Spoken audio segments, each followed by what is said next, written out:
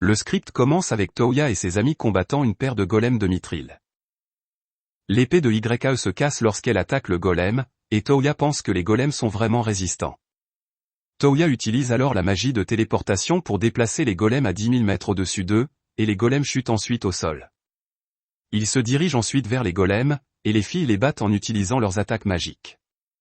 Cela termine leur mission, et ils retournent en utilisant le sort de porte. Les servantes de leur maison les accueillent, et Ren demande à Toya s'il a réussi à vaincre les golems de mithril. Toya mentionne que oui, et leurs classements d'aventuriers ont également augmenté. Il mentionne que Yumina a obtenu une carte bleue et lui une carte rouge, ce qui les place en tête des aventuriers de haut niveau. Cécile mentionne qu'elle a préparé leur eau de bain. Ren demande alors où est Francesca, et Toya se souvient l'avoir laissée sur le champ de bataille. Toya ramène ensuite Francesca, et elle mentionne qu'elle n'est pas fâchée contre lui, mais ses expressions racontent une autre histoire. Francesca mentionne que Toya doit être excitée de négliger les autres, et Toya mentionne qu'il n'a pas ce genre de fétiche. Toya s'excuse ensuite, et il mentionne qu'il a instinctivement utilisé la porte pour revenir. Lin dit ensuite à Francesca de pardonner à Toya, car il a déjà réfléchi à ses actions. Francesca mentionne qu'elle le pardonnera s'il peut lui acheter une paire de lingerie sexy, et Toya est gênée en entendant cela. Francesca mentionne ensuite qu'elle plaisantait et s'en va. Lin mentionne que c'est étonnant qu'une personne artificielle puisse faire des blagues comme ça, et elle se demande si ces programmes peuvent faire la même chose. Toya lui demande alors ce qui l'amène aujourd'hui, et Lin mentionne qu'elle est là pour parler du reste du réseau de téléportation de Babylone. Toya est surpris que Lin cherche Babylone, et elle se demande si Toya ne veut pas le trouver. Toya mentionne qu'il n'a aucune raison de le trouver, et il indique même que le professeur Babylone a mentionné qu'ils n'ont pas besoin d'une force aussi puissante dans cette ère. Toya dit ensuite à Lin qu'il l'aidera si elle peut trouver plus d'informations sur les réseaux de téléportation. Dieu appelle ensuite Toya et le convoque à sa place. Dieu mentionne qu'il voulait simplement prendre de ses nouvelles, et il demande à Toya comment vont les choses. Toya mentionne que tout va bien et rien de spécial ne s'est passé. Le Dieu mentionne que son smartphone semble fonctionner correctement aussi, et Toya mentionne que cela lui a beaucoup aidé. Il déclare qu'il ne sait toujours pas ce qu'il devrait faire dans l'autre monde, et pour l'instant, il ne fait que compléter des quêtes pour gagner de l'argent. La déesse de l'amour demande ensuite à Toya pourquoi il ne met pas une photo de sa fiancée en fond d'écran, et Toya mentionne que ce serait trop gênant si quelqu'un d'autre le voyait. La déesse de l'amour mentionne que c'était agréable de le voir rire comme un idiot pendant qu'il achetait des bagues de fiançailles pour 4 personnes, et Toya mentionne qu'il était simplement nerveux à ce moment-là. Toya se demande alors si elle le regardait, et le dieu mentionne qu'il l'a vu aussi. Toya pense que ces deux ont trop de temps libre. La scène change pour montrer les filles se baignant à la maison et profitant de leur bain relaxant. Elles regardent ensuite la bague de fiançailles que Toya lui a donnée, et Yumina se demande si regarder la bague la rend heureuse. Yumina mentionne que cela la rend heureuse aussi, et Lins déclare que la bague est également enchantée avec de la magie d'accélération, de téléportation et de stockage. Yumina pense alors que Toya est vraiment puissant, et elle mentionne qu'il utilisera certainement ses pouvoirs pour aider les gens à l'avenir, mais elle craint que quelqu'un profite de sa puissance. Elle pense que Toya est crédule et se fera facilement duper. Yumina mentionne ensuite qu'il y aura plus de femmes qui vont s'intéresser à Toya et devenir sa fiancée à l'avenir, et elle craint que Toya ne prenne des risques pour les aider. Les autres filles sont surprises d'entendre que Toya pourrait avoir plus de fiancés, et Yumina mentionne qu'ils doivent pour l'instant le soutenir de toute leur force. La scène passe à Toya et YAE commandant une nouvelle épée pour YAE, et YAE pense qu'elle n'a pas pu aider Toya lors de la mission précédente, et elle pense qu'elle doit le soutenir à partir de maintenant. YAE mentionne ensuite que puisqu'elle est la fiancée de Toya, elle veut passer plus de temps seule avec lui et tenir sa main. Cela fait rougir Toya, et il tient la main de YAE en rentrant chez lui. La scène change pour montrer Toya visitant le château avec Yumina, et le roi est heureux d'apprendre que Yumina a enfin pu conquérir le cœur de Toya. La reine mentionne que Yumina doit faire de son mieux pour soutenir Toya, et Yumina mentionne qu'elle le fera. Toya mentionne ensuite qu'il ne va pas épouser Yumina tout de suite et qu'il veut attendre d'avoir 18 ans. Le roi n'y voit aucun inconvénient, et la reine mentionne que l'annonce officielle de leur mariage au public pourrait causer des problèmes. Elle explique que les nobles qui voient en Yumina une future épouse et belle-fille s'opposeront à lui, et certaines personnes pourraient aussi essayer de le séduire. Si Toya ne montre pas d'exploit, certaines personnes pourraient même ne pas le reconnaître comme le mari de Yumina. Su vient alors rencontrer Toya et Yumina, et ils discutent ensemble. La scène coupe à Toya et Yumina qui rentrent chez eux, et Toya demande à Yumina s'il deviendra roi une fois qu'il l'épousera. Yumina mentionne qu'il le deviendra, à moins qu'elle n'ait un frère à l'avenir ou que son oncle ait un fils. Yumina mentionne que l'annonce officielle prendra encore un certain temps, et c'est encore trop tôt pour en parler. Toya se demande alors ce que la reine entend par exploit, et il pense qu'il devrait les accomplir bientôt. Toya se rend ensuite à l'auberge de la Lune d'Argent, et il demande à l'aubergiste comment va son entreprise dernièrement. Les aubergistes mentionnent que c'est vraiment mauvais, et comme cet endroit n'est pas une attraction touristique, il n'y a pas beaucoup de gens qui viennent ici. Toya pense que l'auberge a besoin de quelque chose d'unique pour attirer les clients, et il se demande ce qu'il devrait faire. Toya construit alors une source chaude dans l'auberge, et l'aubergiste pense que si les clients peuvent utiliser ce bain à un prix moins cher, ils l'adoreront sûrement. Il pense que cela va fonctionner, et Toya suggère qu'il devrait inviter quelques connaissances pour tester les sources chaudes. Toya essaie ensuite la source chaude, et les filles se préparent également à y plonger. YAE lit alors que la source chaude peut rendre leur peau lisse, et Yumina mentionne qu'elles devraient montrer leur peau douce à Toya après le bain. Les filles sont gênées d'entendre cela, et Yumina leur demande comment elles sont tombées amoureuses de Toya. Elle commence par Elze, qui mentionne que quand elle a rencontré Toya, il l'a traitée comme n'importe quelle autre fille, et il lui a acheté des vêtements mignons en disant qu'ils lui vont bien. Elle a commencé à le remarquer, et elle s'est retrouvée à le fixer inconsciemment, et avant même de s'en rendre compte, elle était amoureuse de lui. C'est ensuite le tour de Linz, et elle mentionne qu'elle n'avait pas l'habitude de parler avec des garçons, mais c'était différent avec Toya, et il lui a demandé de lui enseigner la magie. Il était patient avec elle même si ses explications étaient nulles, et elle a vite commencé à considérer Toya comme un ami. Mais sa poitrine a commencé à lui faire mal quand Toya a ramené Yumina à la maison, et elle a réalisé qu'elle était amoureuse de lui. C'est ensuite au tour de YAE, qui mentionne que Toya est habile lorsqu'il fait des affaires, mais quand il s'agit de protéger ceux qui lui sont chers, il a un cœur ferme et inébranlable, et il pense qu'il est naturel d'aider les autres. Elles sont toutes d'accord avec cela, et Yumina mentionne que c'est pourquoi elles sont toutes tombées amoureuses de lui. Elles mentionnent alors que Yumina devrait parler de son histoire également, et Yumina mentionne que quand elle a vu Toya pour la première fois, elle savait qu'il allait être son mari. Elle ne sait pas si c'était un coup de foudre ou si c'était à cause de ses yeux mystiques, mais elle sait qu'elle l'aimait. Les autres pensent que c'était certainement un coup de foudre. On voit ensuite que Francesca décide de laver le dos de Toya, et elle tente de grimper par-dessus la clôture pour entrer dans le bain des hommes, mais elle est frappée par un sort paralysant, et Toya mentionne qu'il a piégé la clôture avec un sort paralysant pour empêcher les gens d'essayer de jeter un coup d'œil. Lynn arrive ensuite au bain des hommes et mentionne qu'elle a localisé les ruines. L'histoire se poursuit, et le groupe se dirige vers les ruines de Babylone. Lynn mentionne que les ruines se trouvent dans le désert de Rabi, dans le royaume de Sandora, et elle affirme qu'elles sont ensevelies sous le sable. Toya ne semble pas intéressée, et Lynn se demande s'il va simplement jeter un coup d'œil décontracté aux ruines. Toya mentionne que c'est le cas, et Lynn espère alors que les ruines mènent à la bibliothèque.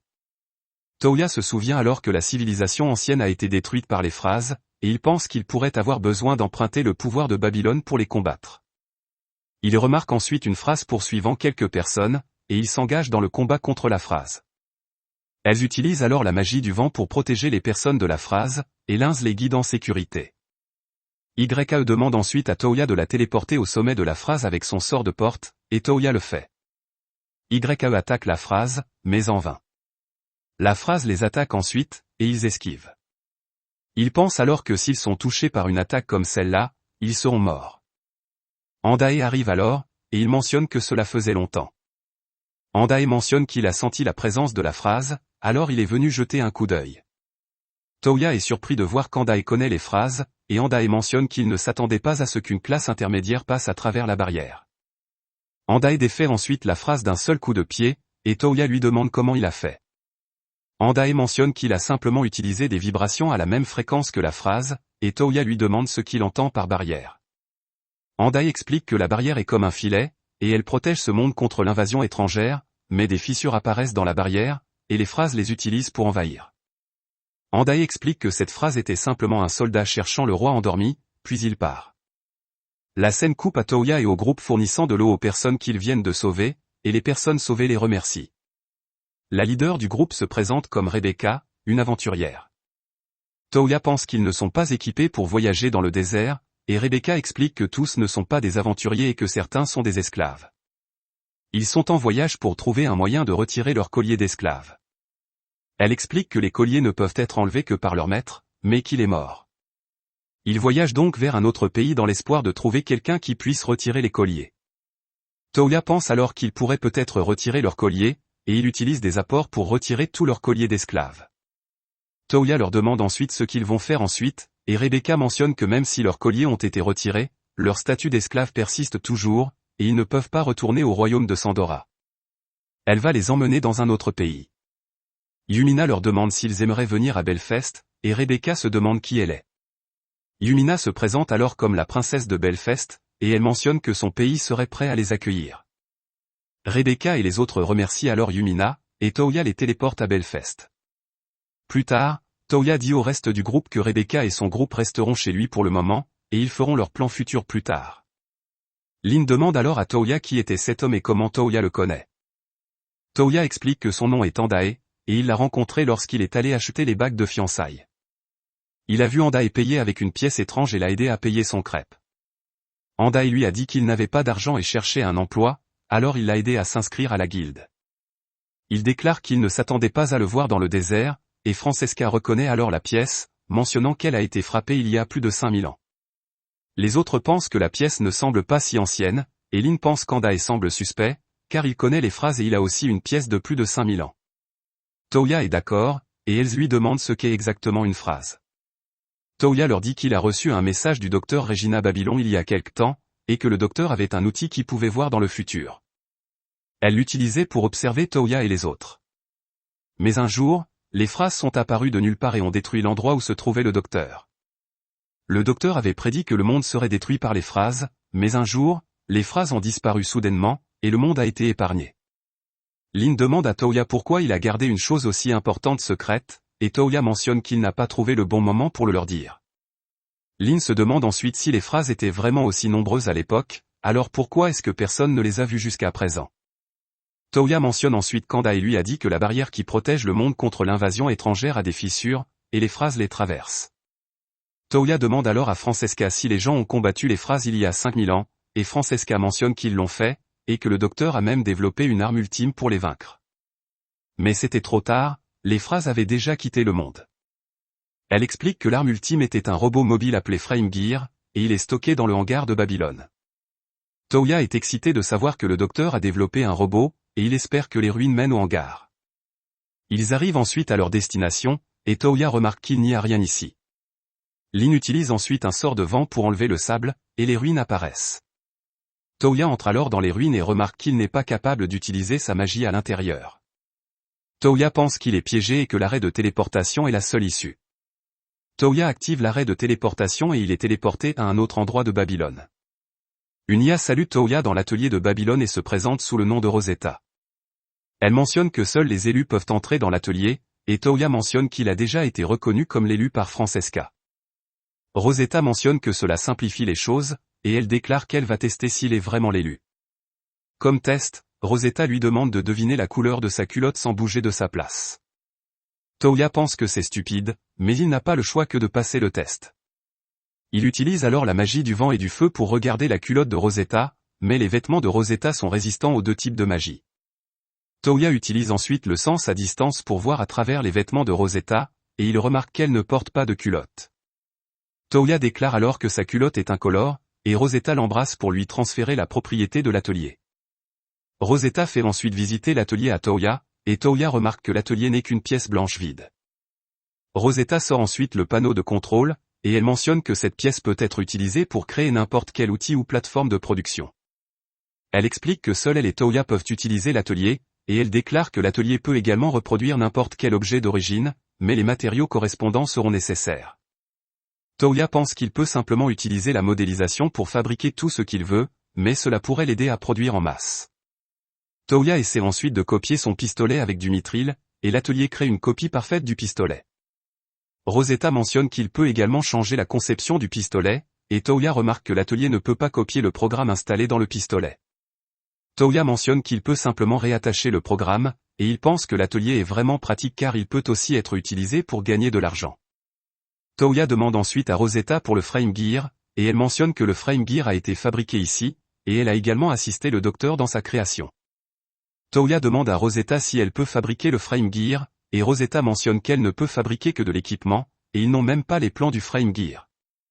Elle mentionne que les plans sont stockés dans l'entrepôt, et Toya pense que son seul choix est de trouver le hangar ou l'entrepôt.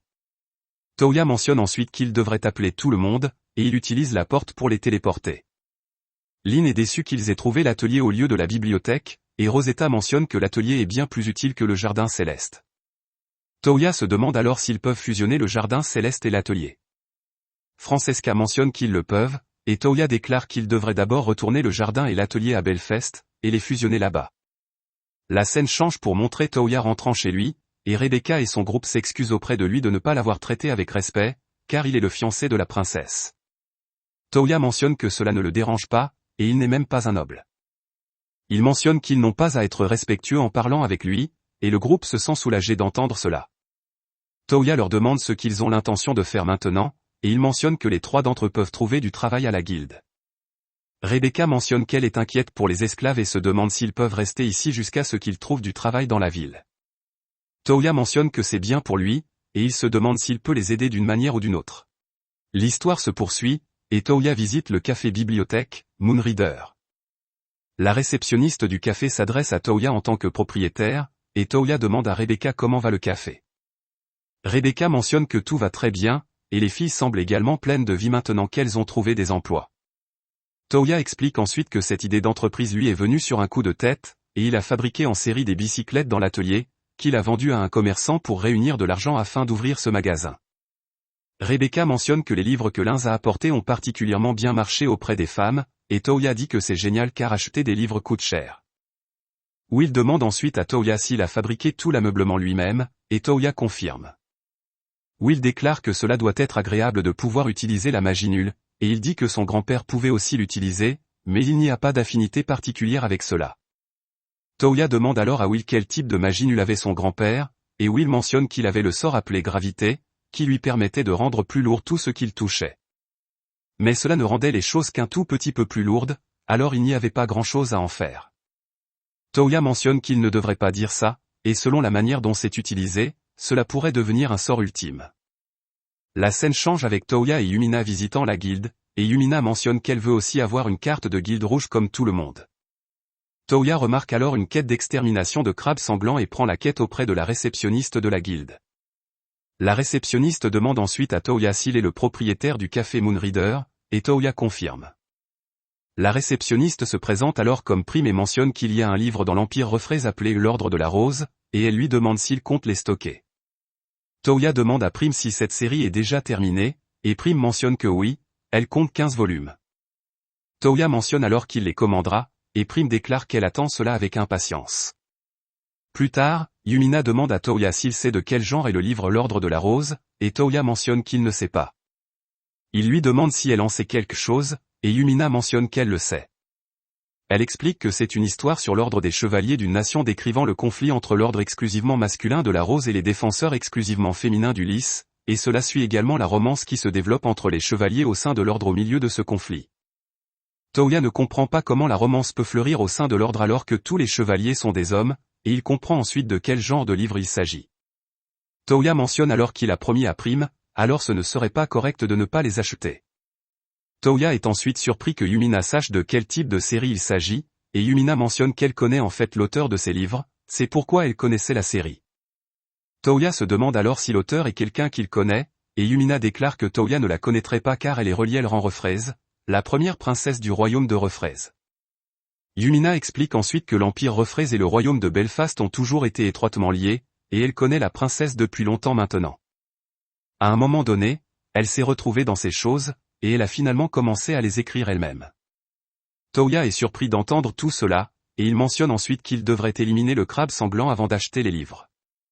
La scène change pour les voir affronter le crabe sanglant, et Yumina attache le crabe en utilisant la magie de la terre. Toya utilise ensuite son nouveau sort de gravité pour abattre le crabe, et Yumina lui demande ce qu'il vient de faire. Toya explique qu'il vient d'utiliser un sort pour doubler le poids du crabe, et il mentionne que le manque de puissance magique doit être la raison pour laquelle le grand-père de Will n'a pu rendre les choses qu'un peu plus lourdes. Il retourne ensuite à la guilde, et Yumina acquiert enfin une carte de guilde rouge. Toya dit ensuite à Prime qu'il va sortir acheter les livres maintenant, et il se demande si elle pourrait lui faire une liste de titres intéressants de ce genre. Cela excite Prime, et elle en discute avec ses collègues réceptionnistes de guilde. Ils élaborent ensuite une liste après quelques discussions, et ils la donnent à Toya. Toya mentionne ensuite qu'il veut aller à Berne, la capitale de Refraise, et il demande à Yumina de partager le souvenir de la capitale avec lui. Toya se rend ensuite dans une librairie de l'Empire Refraise, et il donne la liste au propriétaire du magasin. Toya mentionne qu'il achète ses livres parce que ses clients les ont demandés, et le propriétaire mentionne qu'ils ont toute la collection de ses livres, et elle va les chercher. Toya parcourt ensuite d'autres livres pendant que le propriétaire apporte les livres qu'il a demandés, et il pense qu'il doit acheter des livres d'un autre genre aussi, sinon ce type de livre prendra entièrement le café. Toya se rend ensuite au comptoir avec les autres livres, et une fille au comptoir cherche à acheter le dernier volume de Rose Magique, mais le propriétaire lui fait savoir qu'elle vient de vendre la dernière copie à Toya, et ils ne savent pas quand la prochaine livraison arrivera. La fille demande à Toya s'il accepterait de lui donner le livre, car elle a essayé les autres librairies et ils étaient tous en rupture de stock. Toya mentionne qu'il est venu ici pour les acheter également, et il ne peut pas le lui laisser. La fille remarque alors que Toya achète beaucoup de livres dans ce genre, et elle pense qu'il pourrait être vraiment intéressé par ce genre de choses. La fille emmène ensuite Toya à l'écart, et elle lui dit qu'elle autographiera chaque volume de L'Ordre de la Rose s'il lui laisse avoir le livre qu'elle veut. Toya se demande à quoi servira son autographe, et la fille se présente comme Riel Rifraise, l'auteur de L'Ordre de la Rose. Toya ne la croit pas, et pour la prendre en flagrant délit de mensonge, il mentionne que cela signifierait qu'elle est la princesse Reliel. Reliel ne peut pas croire que Toya connaisse sa véritable identité, et Toya réalise que c'est vraiment elle. Reliel se demande si Toya va utiliser cette information pour la faire chanter et voler la chasteté de son frère, et Toya mentionne qu'il l'a seulement découvert parce qu'il l'a entendu de la part de Yumina. Reliel demande ensuite à Toya qui il est vraiment, et Toya se présente, mentionnant qu'il est le fiancé de la princesse Yumina. La princesse Reliel pense alors que Yumina est une fille, et selon les livres que Toya achète, il devrait s'intéresser au garçon, et elle se demande s'il est après le roi lui-même. Toya mentionne qu'il ne l'est pas, et il déclare ensuite qu'il devra laisser Yumina lui expliquer les choses. Toya amène ensuite Yumina avec son sort de porte, et elle explique tout à Reliel. Toya donne ensuite à Reliel le livre qu'elle voulait, et il mentionne qu'il l'a copié dans l'atelier. La scène change ensuite pour les montrer dans le café, et Toya a stocké tous les livres demandés. Les réceptionnistes apprécient les nouveaux livres, et cela rend le café plus fréquenté qu'auparavant. Toya parle ensuite à Will, et il le remercie de lui avoir appris ce sort de gravité. Il se demande si Will a besoin de son aide pour quelque chose, et Will mentionne qu'il veut devenir plus fort car il a quelqu'un à protéger. Toya emmène ensuite Will voir les chevaliers et leur demande de l'entraîner. En revenant, Toya rencontre Elze, et elle mentionne qu'elle aimerait prendre un bain dans les sources chaudes, et elle demande à Toya de l'emmener avec son sort de porte. Toya emmène Elze aux sources chaudes, et elle se détend dans les sources. Pendant ce temps, Toya demande au propriétaire comment se porte l'entreprise, et le propriétaire mentionne que tout va bien, et il gagne plus d'argent avec les frais de bain que l'auberge. Toya rencontre ensuite Zanak, et Zanak mentionne qu'il est un habitué ici. Le propriétaire déclare qu'il a également commencé à recommander les sources chaudes aux clients visitant sa boutique de vêtements, et Zanak mentionne qu'il a achevé une autre conception de tenue qu'il a reçue de Toya. Zanak se demande si Toya veut voir la tenue, et la scène coupe à Toya faisant essayer la tenue à Elze. Toya mentionne que c'est un cadeau de sa part, et il déclare qu'elle a l'air vraiment bien dedans. Elze est gênée de porter une tenue aussi mignonne, et Toya lui demande si elle l'acceptera. Elze trébuche alors à cause de ses talons, et Toya la rattrape. Toya pense qu'il serait peut-être préférable de changer les talons pour des chaussures normales, et Elze déclare que c'est bien comme ça, et elle remercie Toya pour ce cadeau. La scène coupe ensuite à Toya et Yumina prenant du thé chez eux, et Linz vient avec un livre. Linz leur montre ensuite le livre, mentionnant que c'est la nouvelle série écrite par Riel Refraise. Toya jette un œil au livre, et Linz mentionne que l'histoire parle d'un homme au pouvoir tout-puissant qui veut conquérir une nation, alors il prend la princesse et le prince de la nation un par un. Linz mentionne que Riel prétend avoir eu une inspiration soudaine, et selon les rumeurs, elle écrit à un rythme effréné. En écoutant le synopsis, Toya réalise qu'elle a eu l'idée de leur rencontre, et il se met en colère contre elle. L'histoire continue, et Toya dit à Linz qu'il va se rendre dans l'empire de Regulu pour acheter des livres. Il déclare que c'est la première fois qu'il y va, alors il a obtenu les souvenirs de Lapis. Toya se rend ensuite dans la capitale de l'empire et remarque que la capitale est en panique, avec des incendies qui se propagent. Toya se demande ce qui se passe et inspecte la zone. Il remarque ensuite des militaires encerclant un chevalier, et Toya sauve le chevalier. Toya demande ensuite au chevalier ce qui se passe, et le chevalier mentionne que l'armée se révolte. Toya réalise qu'il s'agit d'un coup d'état, et il soigne le chevalier blessé. Toya pense ensuite qu'il devrait mettre l'empereur en sécurité en utilisant le sort de porte, et il se dirige vers le château.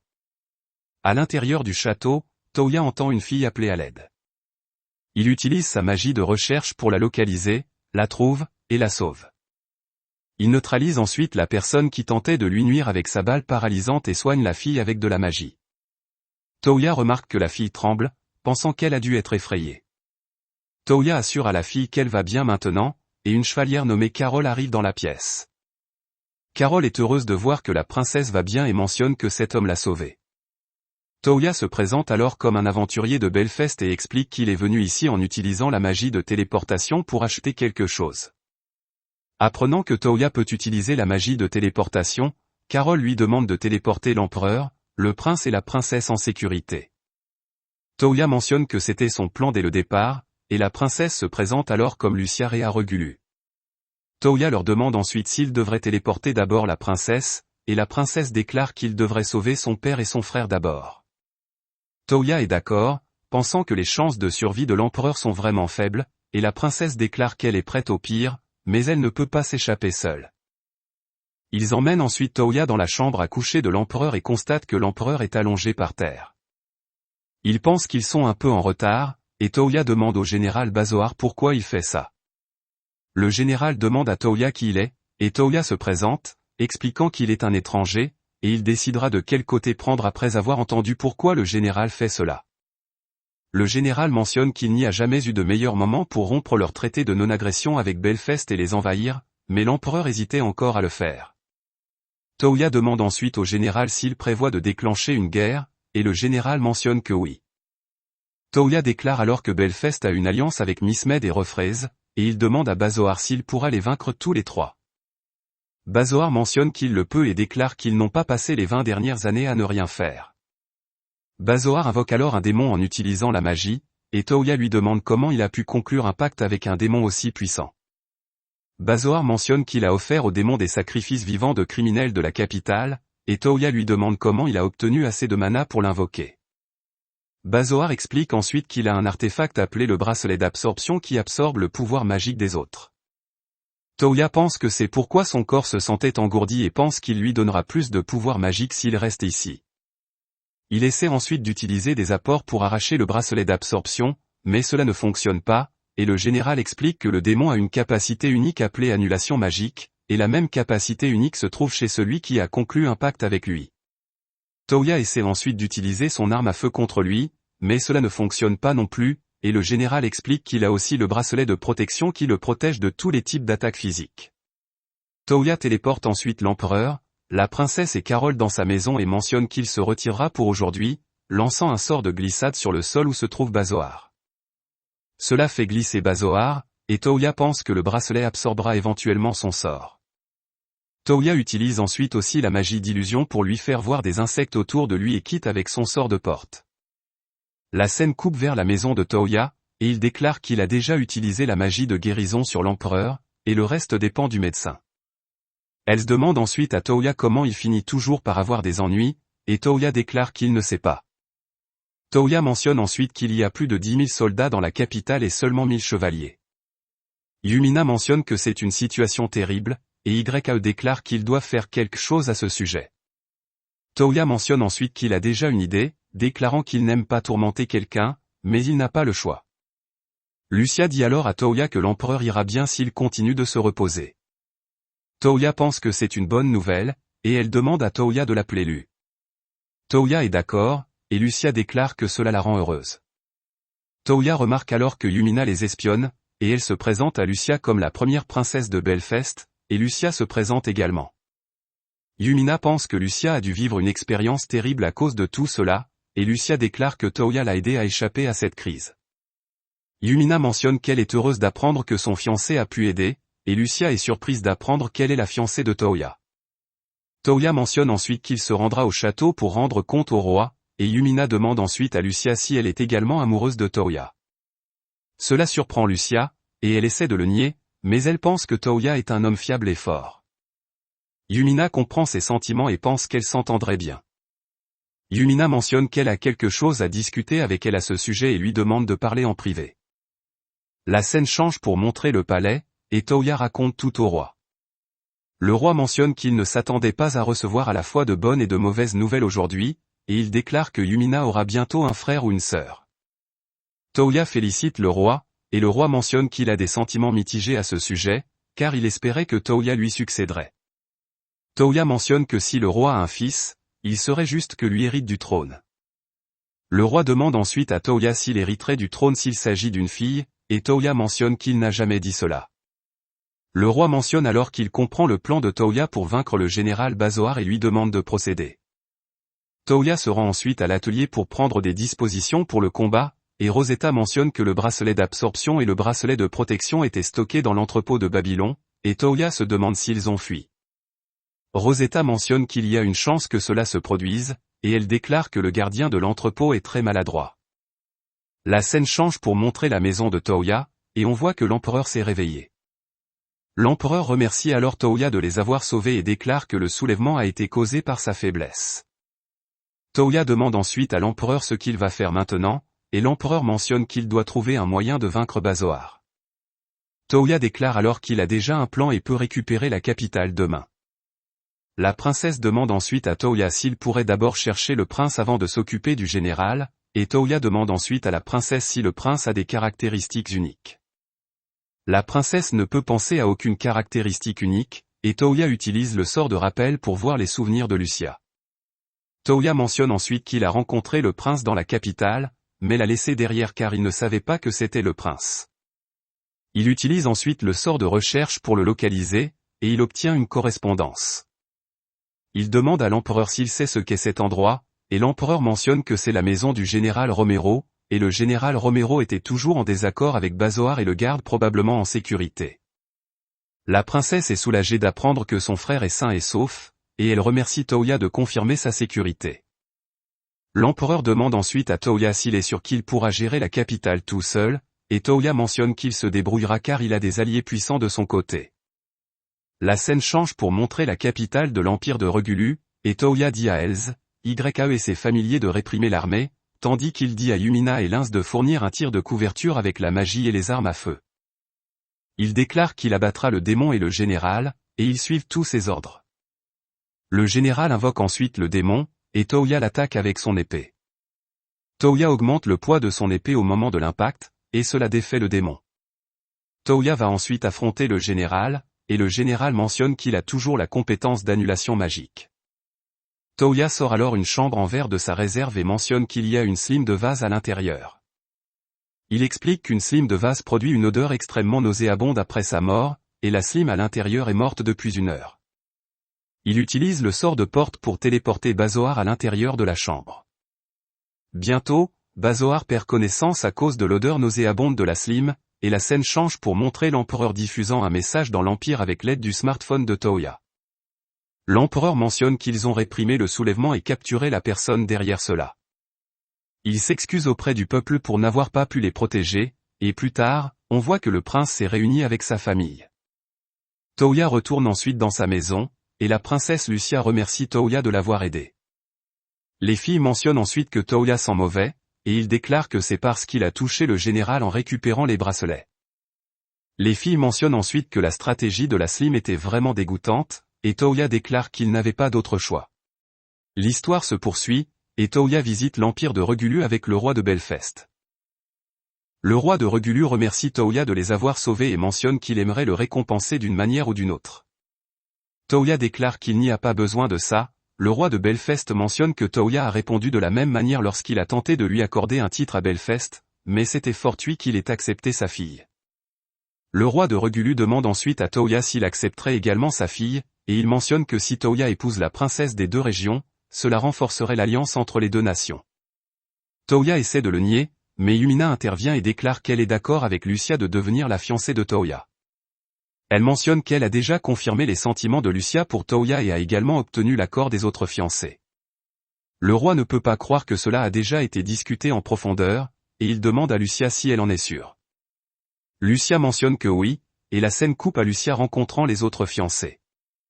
Touya dit au roi qu'il devra attendre d'avoir 18 ans, et seulement à ce moment-là, il l'épousera.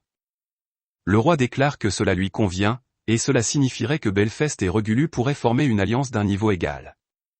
Ensuite, Toya se demande pourquoi cela se produit à chaque fois, et Lion mentionne que c'est parce que le pouvoir de Toya est devenu assez fort pour influencer l'équilibre entre les nations. Il déclare que Toya serait simplement une menace pour d'autres nations s'il se rangeait du côté d'une seule, alors personne ne peut plus le négliger. Le roi de Belfast mentionne ensuite qu'il devrait profiter de cette opportunité pour annoncer officiellement les fiançailles de Yumina et Lucia au public, et pour que cela se produise, ils auraient besoin que Toya ait un statut adéquat. Le roi de Belfast mentionne qu'après avoir parlé avec le roi de Regulu, il a décidé de céder des portions de terre des deux nations à Toya. Toya se demande ce que cela signifie, et le roi de Regulu déclare que cela signifie que Toya fondera sa propre nation à la frontière de Regulu et de Belfast, et il prendra la couronne en tant que dirigeant de cette nation.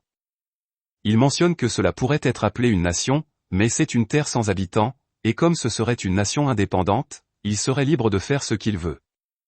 Les rois pensent que cela résoudrait le problème de son statut, et il pourrait épouser les princesses sans problème. Toya pense que c'est trop, mais il sait que les rois ont déjà jeté les bases, et il accepte leur proposition. La scène passe à la maison de Toya, et les filles trouvent incroyable que leur mari va devenir monarque. Elles demandent à Toya comment il va nommer sa nation, et Toya mentionne qu'elle s'appellera le duché de Brunhilde. Elles demandent à Toya s'ils vont déménager dans ce nouveau pays, et Toya mentionne qu'il n'a pas l'intention de le faire. YAE déclare que cela pourrait être bien pour le moment, mais ils devront déménager à un moment donné. Toya se demande pourquoi, et elles mentionnent qu'ils annonceront bientôt les fiançailles de Yumina et Lucia à Toya, et s'ils restent ici, cela ressemblerait à une faveur envers Belfast. Toya comprend, et il se demande s'il devrait téléporter toute cette maison à Brunhilde. Lynx pense qu'il serait préférable de laisser cette maison comme base d'opération dans la capitale, et elle peut être l'ambassade du duché de Brunhilde. Toya pense alors qu'ils devront construire un nouvel endroit où séjourner à Brunhilde, et Lucia apparaît alors dans sa nouvelle tenue. Toya pense que la tenue lui va bien, et Lynx demande à Lucia quel type de maison elle aimerait habiter, et YAE mentionne qu'il parle de construire une nouvelle maison dans la nouvelle nation. Lucia mentionne qu'il devrait construire un château, car Toya va être le dirigeant de la nation, et Toya fait une recherche de château sur son smartphone. Toya pense qu'il n'a aucune idée de comment en construire un, et Rosetta arrive alors, mentionnant qu'il est temps pour elle de montrer ce que l'atelier peut vraiment faire. La scène change pour montrer l'atelier, et Rosetta mentionne que l'atelier dispose également de fonctions de personnalisation automatisée, et il peut scanner n'importe quelle cible et la personnaliser à leur goût. Toya se demande comment ils vont créer un château, et Rosetta déclare qu'ils fabriqueront les pièces ici, les téléporteront sur le terrain, puis les assembleront. Elle déclare que cela devrait être terminé en 3 jours, et ils peuvent commencer la construction une fois qu'ils auront tous les matériaux. Toya se demande quels matériaux ils vont avoir besoin, et Rosetta lui donne une longue liste de matériaux nécessaires. Toya pense que c'est trop, et Lucia se demande s'ils peuvent utiliser d'anciens matériaux. Rosetta déclare qu'ils le peuvent, et Lucia mentionne qu'ils peuvent utiliser un château abandonné dans la région nord de l'Empire pour les matériaux. Toya pense que c'est une excellente idée, et la scène passe au château terminé. Toya ne peut pas croire que cela a été terminé en seulement 3 jours, et les filles pensent que c'est charmant. Rosetta mentionne qu'elle a accommodé toutes leurs demandes, et les filles entrent à l'intérieur pour vérifier le château. Lynn arrive alors, et elle mentionne qu'elle a été choquée d'apprendre que Toya est devenue monarque. Toya se demande pourquoi Lynn est là, et Lynn mentionne qu'elle est là en tant qu'ambassadrice de Miss Med. Toya mentionne alors qu'elle était censée être affectée à Belfast, et Lynn mentionne qu'elle a laissé cela à quelqu'un d'autre car les choses semblaient plus intéressantes ici. Plus tard, Toya crée une porte de téléportation que n'importe qui peut utiliser, et il dit à Ren de l'essayer. Ren teste la porte et se rend à la maison de Belfast. La porte fonctionne bien, et à la maison, Ren trouve une lettre du palais. La scène change pour montrer le palais, et Toya rencontre le roi de Refraise appelé Rigric Refraise. Le roi mentionne qu'il a beaucoup entendu parler de Toya et déclare qu'il aimerait établir des relations amicales avec son pays. Normalement, il lui demanderait d'épouser sa fille, mais elle a déjà été promise à quelqu'un d'autre. Toya est ravi d'entendre cela, et le roi de Refraise mentionne qu'il a entendu dire que la construction du château de Brunhilde est terminée et se demande si Toya envisage d'inviter les autres dirigeants. Toya demande au roi quelle est leur véritable motivation, et les rois mentionnent simplement qu'ils veulent se détendre et se relâcher. Toya retourne ensuite dans son château, et il pense qu'il devra se préparer pour les rois. Il prépare des jeux tels que le billard, un bowling, du ping-pong et d'autres jeux pour que les rois puissent s'amuser. Toya se demande ensuite quoi faire en matière de sécurité, et il pense qu'il a déjà mis en place un sort pour paralyser quiconque tente d'utiliser la magie d'attaque à l'intérieur du château, mais il devra rendre les choses plus sûres s'il amène des monarques ici. Cécile dit alors à Toya qu'il a un visiteur, et Toya va le rencontrer. Il remarque que le visiteur est Tsubaki et lui demande si elle est là pour une mission. Tsubaki mentionne qu'elle n'est plus une ninja Takeda et qu'elle est venue ici en espérant pouvoir le servir. Tsubaki explique qu'après que Toya a sauvé les Takeda, le nouveau seigneur a pris le contrôle, négligé la population, augmenté les impôts et interféré avec d'autres territoires. Kusaka a essayé de le réprimander, mais il n'a pas écouté, et à la fin, ses terres lui ont été enlevées. Après cela, les 4 élites de Takeda ont tenu un conseil et ont décidé de servir Brunhilde avec le reste de leur clan. Toya pense que cela serait rassurant d'avoir plus d'alliés, et il demande à Tsubaki combien de membres compte leur clan. Tsubaki déclare qu'ils ont 67 membres, y compris les enfants, et Toya pense qu'il ne peut pas se permettre d'embaucher tout le monde pour travailler dans le château. Tsubaki déclare que Toya n'a pas à s'inquiéter, car les membres du clan Shinobi ont généralement des emplois secondaires. Toya rencontre ensuite les 4 élites des Takeda, et il le remercie de les avoir accueillis.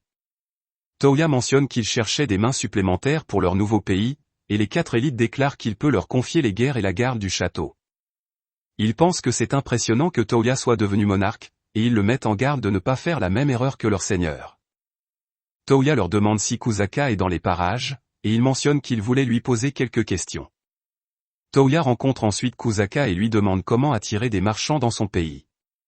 Kusaka mentionne qu'il devrait d'abord développer des routes, puis il lui parle des autres choses qu'il doit faire.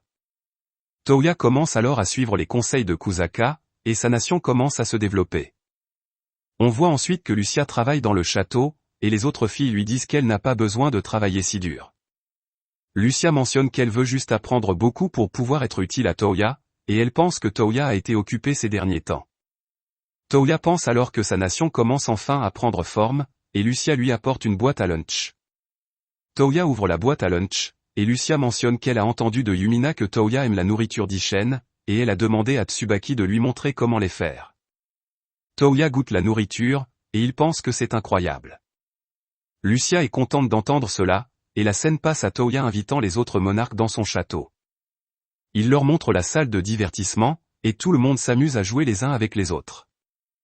Lion pense qu'il n'aurait jamais pensé voir tous les monarques occidentaux s'amuser dans une seule pièce, et cela semble être un rêve. Tout le monde s'amuse dans la salle de divertissement, et la journée se transforme en nuit. Toya mentionne qu'il a préparé une dernière forme de divertissement pour que tout le monde puisse regarder, et il leur montre ensuite un feu d'artifice. Tout le monde apprécie le spectacle, et Lucia dit à Toya qu'elle a appris beaucoup de choses depuis son arrivée ici, et depuis qu'elle l'a rencontré, chaque jour a été très amusant. Toya lui donne ensuite une bague de fiançailles, et cela rend Lucia heureuse. Toya pense alors qu'ils pourraient ressembler à des frères et sœurs amicaux pour l'instant, mais avec le temps, ils ressembleront à des amants, puis à un couple marié. L'histoire continue, et nous voyons que Toya et son groupe sont dans une grotte enneigée. Ils explorent un objet mystérieux gelé dans la glace, et ils mentionnent avoir entendu parler de cela d'un marchand ambulant d'Elfrose. Ils se demandent s'il s'agit d'un cercle de téléportation vers Babylone, et Toya mentionne alors qu'il a trouvé l'entrée. Il dit aux autres d'attendre ici, et il entre. Il remarque le cercle de téléportation à l'intérieur et espère qu'il mène à la bibliothèque ou au hangar. Il utilise ensuite le cercle de téléportation et est téléporté dans une partie de Babylone. L'administratrice de l'installation se présente sous le nom de Belle Flora et déclare qu'il s'agit de la section alchimie. Flora mentionne que s'il est arrivé ici, cela signifie qu'il a une affinité pour toutes les attributs, tout comme le professeur, mais elle ne peut lui accorder la permission d'utiliser la section alchimie que lorsqu'elle sait qu'il est compatible. Toya déclare qu'il le sait et mentionne qu'il a déjà été reconnu par les administrateurs de l'atelier et du jardin. Flora est surprise d'entendre cela et déclare qu'il s'est écoulé 4907 ans depuis leur dernière rencontre. Flora soumet alors Toya à un test pour déterminer s'il est qualifié, et elle place sa main sur sa poitrine. La scène coupe à Flora en train d'enregistrer Toya comme propriétaire de la section alchimie, et elle déclare qu'il a réussi le test avec sa précédente prise de poitrine. Si cela l'avait transformé en animal et qu'il l'avait attaqué à cause de cela, elle l'aurait considéré comme non qualifié. Elle déclare qu'elle se réjouit de le servir, et Toya pense qu'il y a vraiment quelque chose qui ne va pas avec le professeur qui les a créés. Flora montre ensuite à Toya la section alchimie et mentionne qu'ici, il peut utiliser la magie et différentes substances pour créer de nouvelles choses. Par exemple, il peut fabriquer une potion de guérison, et elle mentionne que la section alchimie fonctionne également comme une installation médicale, il est donc possible de faire repousser un bras ou une jambe. Elle déclare qu'ils ont également divers médicaments en stock, certains créés par le professeur elle-même. Toya est surpris d'entendre que le professeur faisait réellement des recherches, et Flora lui parle des médicaments qu'ils ont. Elle mentionne qu'ils ont des stimulants de sensibilité, des stimulants d'excitation, des renforçateurs de stamina, des stimulants de désir et bien plus encore, et aucun d'entre eux n'a d'effet secondaire. Toya est déçue d'entendre cela et lui demande s'ils ont des médicaments normaux. Flora déclare qu'ils n'en ont pas, et la scène passe à Toya amenant les autres à la section alchimie. Lynn est déçue d'apprendre que ce n'est pas la bibliothèque, et les autres filles remarquent alors que les seins de Flora sont vraiment gros. Yumina et Lucia sont déprimées de voir cela, et YAE leur dit qu'elles ont encore le temps de grandir. Cela les console, et elles et Lynn pensent qu'elles n'ont pas le temps de grandir. Lynn mentionne ensuite que Toya peut les tripoter, et Toya déclare qu'il ne peut pas. Flora déclare que Toya lui a tripoté les seins et l'a même embrassé. Les autres filles mentionnent alors qu'elles doivent parler à Toya, et elles sont en colère contre lui. Toya fusionne ensuite la section alchimie avec les autres parties, et la scène passe à lui cherchant un nouveau sort dans son château. Il trouve le sort appelé voler et déclare qu'il peut l'utiliser pour voler. Il mentionne que cela consomme beaucoup de pouvoirs magiques, mais ça devrait aller. Toya essaie alors d'utiliser le sort de voler, et il commence à flotter. Au début, il lui est un peu difficile de contrôler le sort, mais avec la pratique, il s'améliore et commence à prendre du plaisir. La scène passe ensuite à lui se reposant sur les genoux d'Elze, et nous découvrons qu'il a utilisé trop de sa mana. Elze demande ensuite à Toya s'il peut aussi lui jeter le sort de voler, et Toya déclare qu'il ne peut pas jeter le sort de voler sur d'autres personnes, mais elle pourrait peut-être voler s'il combine le sort avec la lévitation. Il mentionne que la lévitation peut faire flotter les objets jusqu'à la hauteur des bras du lanceur, et il utilise ensuite la lévitation en combinaison avec le vol. On voit alors qu'Elze peut maintenant voler aussi. Toya mentionne ensuite qu'ils peuvent désormais combattre des monstres volants à égalité, et il déclare qu'il n'aura pas à s'inquiéter si un autre monstre volant apparaît. Toya pratique ensuite sa magie de vol un peu plus, et il survole sa ville. Il remarque que des gens arrivent dans sa ville, et Toya se souvient qu'il a commencé le recrutement pour son propre ordre de chevalerie. Les gens déclarent qu'ils le serviront à partir de ce jour, et Toya pense que ce sera un ordre de chevalerie intéressant. Toya reçoit ensuite un appel de Dieu, et c'est la déesse de l'amour à l'autre bout du fil. Elle mentionne que récemment, Toya est en mode romance complet, et elle déclare que puisqu'il a établi sa ville, il pensait régler les choses avec ses fiancés. Toya lui dit de ne pas lire ses pensées, et la déesse de l'amour déclare qu'elle ne peut pas s'en empêcher, car son antenne capte tout ce qui concerne l'amour. La déesse de l'amour dit ensuite à Toya d'annoncer sa relation avec Elze, Lynn et les parents de YAE. La scène coupe à Toya rendant visite aux parents de YAE, et il lui donne la permission d'épouser leur fille. Toya déclare que c'était assez facile, car il pensait que son père dirait quelque chose comme quoi il devrait le vaincre s'il voulait avoir sa fille. Le père de YAE mentionne qu'ils peuvent toujours avoir un match, et il déclare que ce serait amusant d'apprendre la force de Toya. YAE déclare qu'elle ne permettra pas cela, et elle mentionne qu'il devrait plutôt la combattre, car elle ne peut pas se permettre de mettre Toya en danger. La mère de YAE déclare ensuite que YAE aime vraiment Toya, et elle demande au père de YAE de se calmer. Ils sont tous les deux heureux que leur fille ait trouvé un partenaire merveilleux. La scène passe ensuite à Toya rendant visite à la maison de Lynn et Elze, et leur oncle s'incline devant Toya en lui demandant pardon. La fille de leur oncle dit à Toya que son père est faible en présence de noblesse, car quelque chose lui est arrivé quand il était enfant. Toya lui dit alors de relever la tête, et la tante d'Elze déclare qu'il est assez humble pour un monarque. Toya déclare qu'il vient de devenir monarque, et la tante d'Elze mentionne qu'elle était inquiète en apprenant qu'elle se mariait avec un monarque. Elle déclare que Toya semble être un homme gentil, et elle comprend pourquoi les filles parlaient si bien de lui dans leurs lettres. Un des fils de leur oncle se demande si Toya est fort, et il lui demande s'il peut battre un ours tonnerre. Toya demande à leur tante s'il y a des ours tonnerres ici, et elle mentionne qu'ils ont été repérés récemment. Toya déclare qu'ils sont assez dangereux, et il mentionne qu'il s'en occupera. La scène change pour montrer Toya présentant les ours tonnerres à la guilde, et il en a chassé tellement que la guilde a besoin de temps pour tous les compter. Toya attend alors à la guilde, et il rencontre Andae. Toya mentionne qu'il a beaucoup de questions à lui poser concernant les phrases, et il lui demande ce qu'elles sont. Andae mentionne qu'il ne peut pas tout lui dire, mais il essaiera de lui dire tout ce qu'il peut. Andae mentionne alors que les phrases ne sont pas des créatures de ce monde, et elles recherchent le roi qui les dirige. Elles sont là pour chercher le noyau du dit roi, et Toya lui demande pourquoi elles attaquent les gens. Andae déclare que le noyau est à l'intérieur d'une personne et émet un son unique, mais les phrases ne peuvent pas entendre le son à cause des battements de cœur des humains. Par conséquent, elle tue les humains pour éliminer le bruit gênant. Il déclare que la recherche du roi est instinctive pour elles, et elles ne sont même pas conscientes qu'elles sont des envahisseurs. Toya se demande alors si la raison était la même il y a 5000 ans, et Andae déclare que c'était le cas, et à l'époque, quelqu'un a réparé la barrière qui se défaisait pour atténuer la menace des phrases. Il mentionne même qu'il a aidé à les exterminer, et il déclare qu'à présent, la barrière a commencé à se défaire à nouveau, et c'est une question de temps avant que des phrases avancées n'arrivent ici. Toya demande à Andae s'il tue aussi des gens pour chercher le noyau, et Andae déclare qu'il ne le fait pas. Toya demande à Andae s'il est un allié de l'humanité, et Andae déclare qu'il chasse simplement les phrases pour gagner du temps jusqu'à ce que le noyau soit transféré dans un autre monde. Andae s'en va ensuite, et Toya pense que leur seule façon de lutter contre les phrases sont les Frame Gears. La scène coupe à Toya rendant visite à l'atelier, et il demande à Rosetta si n'importe qui peut piloter un Frame Gear. Rosetta déclare qu'ils le peuvent avec une formation appropriée, et Toya lui demande s'ils peuvent utiliser la fonction de copie de l'atelier pour les produire en masse. Rosetta déclare que cela serait difficile car cela nécessite beaucoup de matériaux, et il faudrait une journée entière pour en produire un seul. Toya déclare que c'est mauvais, et il lui demande combien de Frame Gears ils ont dans le hangar. Rosetta déclare qu'il y a environ 4 à 6 unités de chaque attribut, et Toya se demande comment ils comptaient faire la guerre avec si peu d'entre eux. Rosetta déclare que les phrases ont disparu au moment où ils allaient commencer la production de masse, et Toya pense qu'à l'heure actuelle, tout ce qu'ils peuvent faire est de rassembler des matériaux et de chercher les autres Babylones. La scène passe alors à Toya essayant de convoquer une créature pour l'aider à chercher les autres Babylones, et Sango lui dit qu'il devrait invoquer l'empereur des flammes, car elle peut invoquer des milliers d'oiseaux à la fois. Toya se demande à quoi ressemble l'empereur des flammes, et Kohaku mentionne qu'elle est une personne calme malgré ses pouvoirs. Toya invoque ensuite l'empereur des flammes, et l'empereur des flammes salue les autres empereurs. Kohaku dit à l'empereur des flammes que Toya est leur maître, et l'empereur des flammes accepte de former un contrat avec Toya. Toya forme alors un pacte avec elle et nomme l'empereur des flammes Kugyoku. Toya dit ensuite à Kugyoku de chercher les parties restantes de Babylone, et Kugyoku envoie de nombreux oiseaux pour chercher des bâtiments ou des ruines suspects.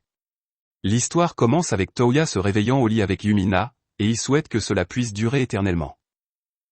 Il se demande ensuite ce que fait Yumina ici et pense qu'il est allé se coucher seul la nuit dernière. Yumina se réveille alors et souhaite à Toya un bon matin. Toya lui demande ce qu'elle fait ici, et Yumina déclare qu'il n'y a rien de mal à ce qu'un mari et une femme dorment dans le même lit. Toya pense que c'est vrai, mais ils ne sont pas encore mariés, et Yumina mentionne que récemment, Toya a été trop concentré sur la nation pour passer du temps avec elle, alors il lui doit bien ça. Yumina mentionne ensuite qu'il est presque l'heure du petit déjeuner, et elle part après avoir embrassé Toya.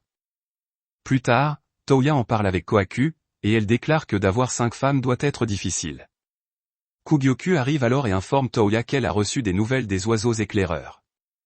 Elle explique qu'ils ont trouvé une pyramide noire faite de matériaux inhabituels, et Toya lui demande où se trouvent les ruines. La scène passe ensuite à Toya informant les filles de la situation, et elle remarque que les ruines sont sur une île à l'ouest de Sandora.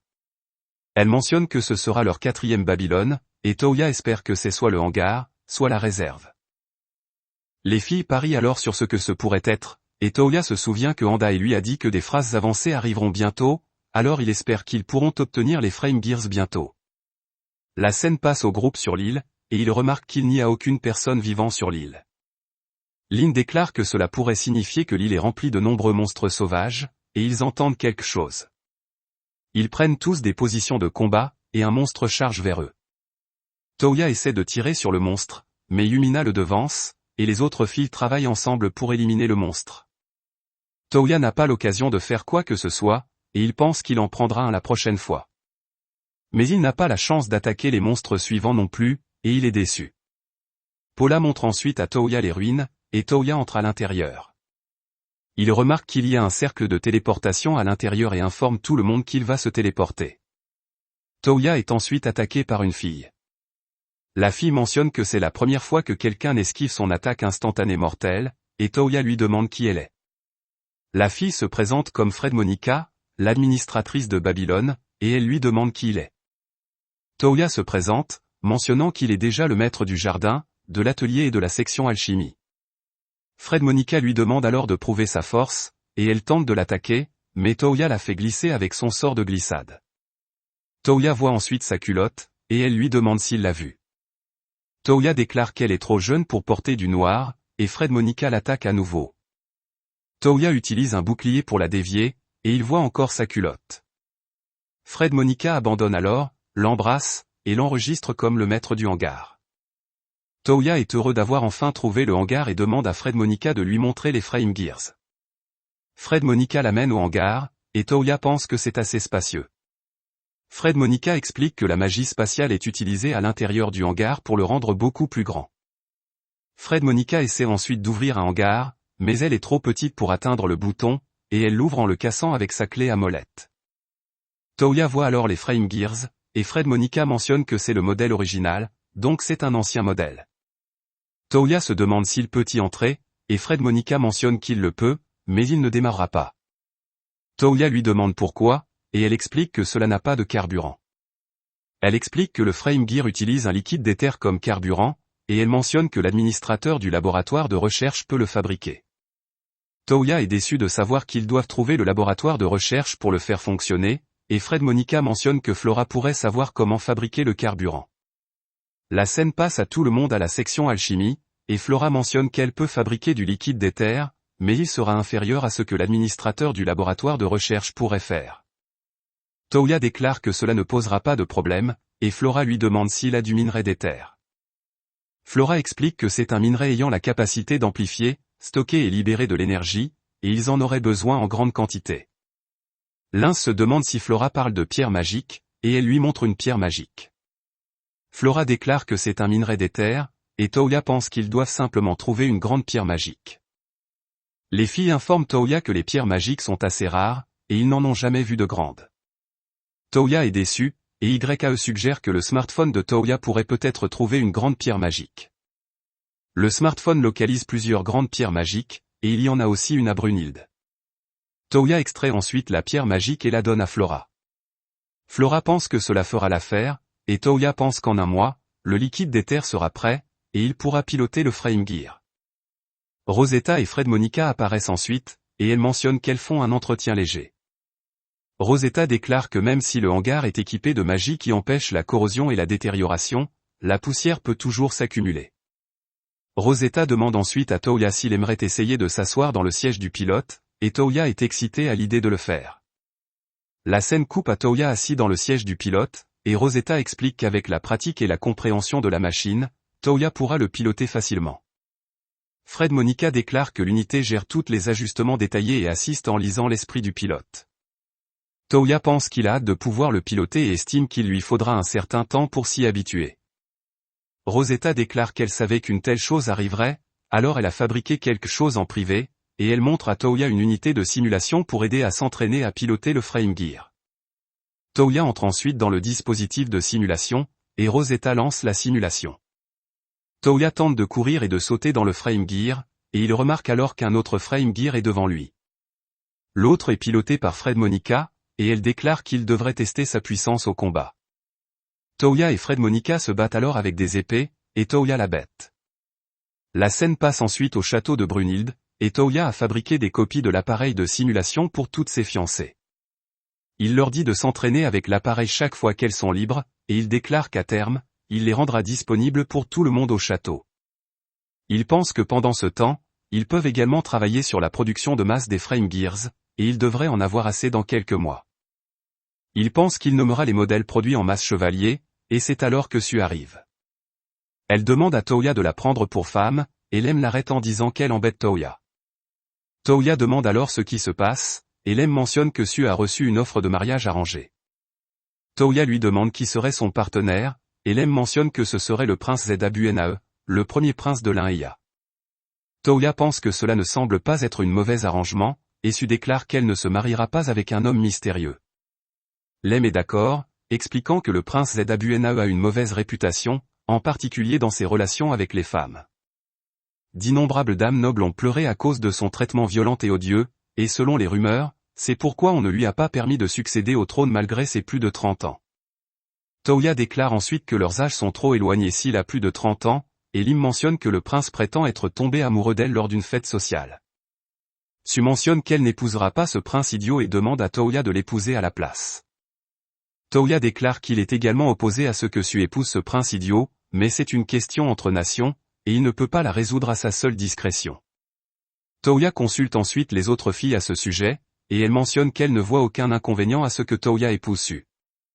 Toya déclare qu'il devrait se concentrer sur la façon de refuser la proposition du prince, et Su déclare qu'elle peut simplement le refuser en lui disant qu'elle va épouser Toya. Lem mentionne qu'il pourrait y avoir des problèmes, expliquant que le prince pourrait rompre toutes les connexions entre leurs nations. Su déclare qu'elle ne peut pas causer plus de problèmes aux autres, et Toya mentionne qu'il devrait rendre visite au duc, et ils pourraient peut-être trouver quelque chose ensemble. La scène coupe à Toya parlant avec le duc, et le duc déclare qu'il se fait du souci pour cette affaire depuis un certain temps. Toya demande au duc pourquoi le prince a une si mauvaise réputation, alors pourquoi n'a-t-il pas été expulsé de la famille royale? Le duc déclare que c'est à cause du pouvoir du premier ministre Wardak de l'Inhya, expliquant que le premier ministre détient toute l'autorité à l'Inhya, et selon les rumeurs, le roi n'est qu'une figure décorative. Le duc mentionne que le premier ministre est de la même famille que la reine Dacia, et le prince utilise ce statut pour échapper à tout ce qu'il fait. Il a entendu dire que la seule personne descendante de la famille est le deuxième prince, mais il est le fils d'une concubine et a été contraint de vivre loin du palais dans la honte. La mère du deuxième prince est isolée en raison d'une maladie, et elle n'a aucun soutien. Le deuxième prince parvient à peine à la maintenir en vie, et Toya pense que c'est tragique. Lem les informe ensuite qu'un émissaire de l'Inhya est arrivé, et le duc déclare qu'il a pris la décision de décliner formellement la proposition. Le duc rencontre ensuite l'émissaire avec Toya, et le duc déclare qu'il est honoré de recevoir leur proposition, mais il devra la décliner, car sa fille s'est déjà fixée sur un autre homme. L'émissaire demande qui est l'homme, et le duc déclare que c'est Toya, le grand-duc du duché de Brunhilde. L'émissaire s'incline devant Toya et déclare qu'il a entendu parler de ses exploits. Il lui demande ensuite s'il peut utiliser la magie de téléportation, et Toya déclare qu'il le peut. Sachant cela, l'émissaire demande à Toya de sauver sa mère et se présente comme Cloudzef l'Inhya, le deuxième prince de l'Inhya. L'histoire se poursuit avec le deuxième prince de l'Inhya demandant à Toya de l'aider à sauver sa mère, et il mentionne que les autres disent que sa mère est isolée en raison de sa maladie, mais la vérité est qu'elle est retenue prisonnière par le premier ministre Wardak. Toya se demande pourquoi le roi n'a rien fait à ce sujet, et Cloud explique que le roi a peur d'être tué s'il s'oppose au premier ministre. Toya demande alors à Cloud si cette proposition de mariage n'était qu'un moyen d'accélérer ses plans, et Cloud explique que le Premier ministre avait l'intention que Zedabuena hérite du trône après l'annonce de ses fiançailles avec Su. Toya pense alors que Wardak a dû choisir Su parce qu'elle est trop petite pour s'opposer à lui, et le duc mentionne qu'il devrait organiser un sommet urgent des nations occidentales à ce sujet. Toya ne peut pas croire que cette question soit si importante, et la scène les montre tenant un sommet des nations occidentales. Le roi de Reglise mentionne qu'il est bon que le deuxième prince Cloud succède au trône, et il se demande si la nation fonctionnerait correctement après cela. Le roi de Belfast demande ensuite à Cloud s'il a des nobles de son côté, et Cloud déclare qu'il a le soutien de l'ancien premier ministre Marquis Coupe. Il mentionne que le marquis le soutient en coulisses, et Toya déclare que s'il veut simplement sauver sa mère, il y a aussi l'option de fuir le pays. Cloud déclare qu'il a déjà vu tant de gens souffrir à cause du premier prince et du premier ministre, et il aimerait faire quelque chose pour eux s'il en a la chance. Tout le monde convient alors d'aider le prince Cloud, et Toya pense qu'ils doivent maintenant élaborer un plan pour renverser le premier ministre. Il déclare qu'il aimerait éviter d'utiliser la force physique, et les rois lui confient tout cela. La scène passe ensuite à Toya visitant l'Inhya avec Get et la magie d'invisibilité. Cloud déclare que la magie d'invisibilité est géniale, et il ne peut pas dire où Toya et les autres se trouvent. Cloud va ensuite voir le premier prince, et Zedabuena mentionne que c'est inhabituel qu'un idiot comme Cloud revienne si tôt. Toya remarque alors une femme portant un collier d'esclave, et Zedabuena demande à Cloud comment le duc a répondu à sa proposition. Cloud déclare que la fille du duc était déjà fiancée à quelqu'un d'autre, et Zedabuena gifle Cloud, déclarant qu'il aurait dû simplement kidnapper la fille du duc. Il mentionne qu'il prévoyait de la faire de toute façon devenir son esclave, et il demande ensuite à Cloud qui est la fille du duc fiancé. Cloud déclare qu'elle est fiancée à Mochizuki Toya, le grand-duc du duché de Brunhilde. Zedabuena demande alors à Cloud de retourner à Belfast et de commencer à répandre des rumeurs disant aux gens que Toya est un séducteur qui a laissé beaucoup de femmes en larmes. Il déclare que cela pourrait annuler les fiançailles, et Cloud regarde Zedabuena d'un air hostile. Zwnae le frappe alors pour le regard hostile, et il déclare que Cloud doit apprendre sa place.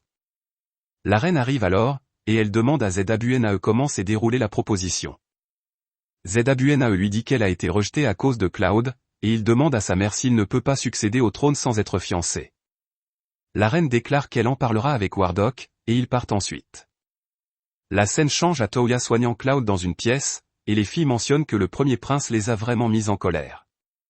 Toya demande ensuite à propos de l'esclave, et Cloud déclare que son frère l'a amené d'un marchand à Sandora, même si l'esclavage est interdit dans leur nation. Toya utilise ensuite Get pour sauver l'esclave, et il lui enlève le collier d'esclave. Zwnae arrive ensuite dans la pièce, et il demande à Cloud s'il a vu son esclave.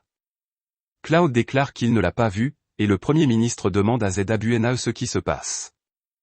Zwnae dit au Premier ministre que son esclave a disparu, et Wardok mentionne qu'il devrait simplement s'en débarrasser car il n'avait vraiment pas besoin de cet esclave. Il déclare qu'il s'occupera de cela une fois que son corps sera retrouvé, et Zwnae serre le collier d'esclave. Zwnae déclare ensuite que ses ennuis ne cessent jamais avec un frère aussi inutile, et aujourd'hui il a même dû tuer son esclave.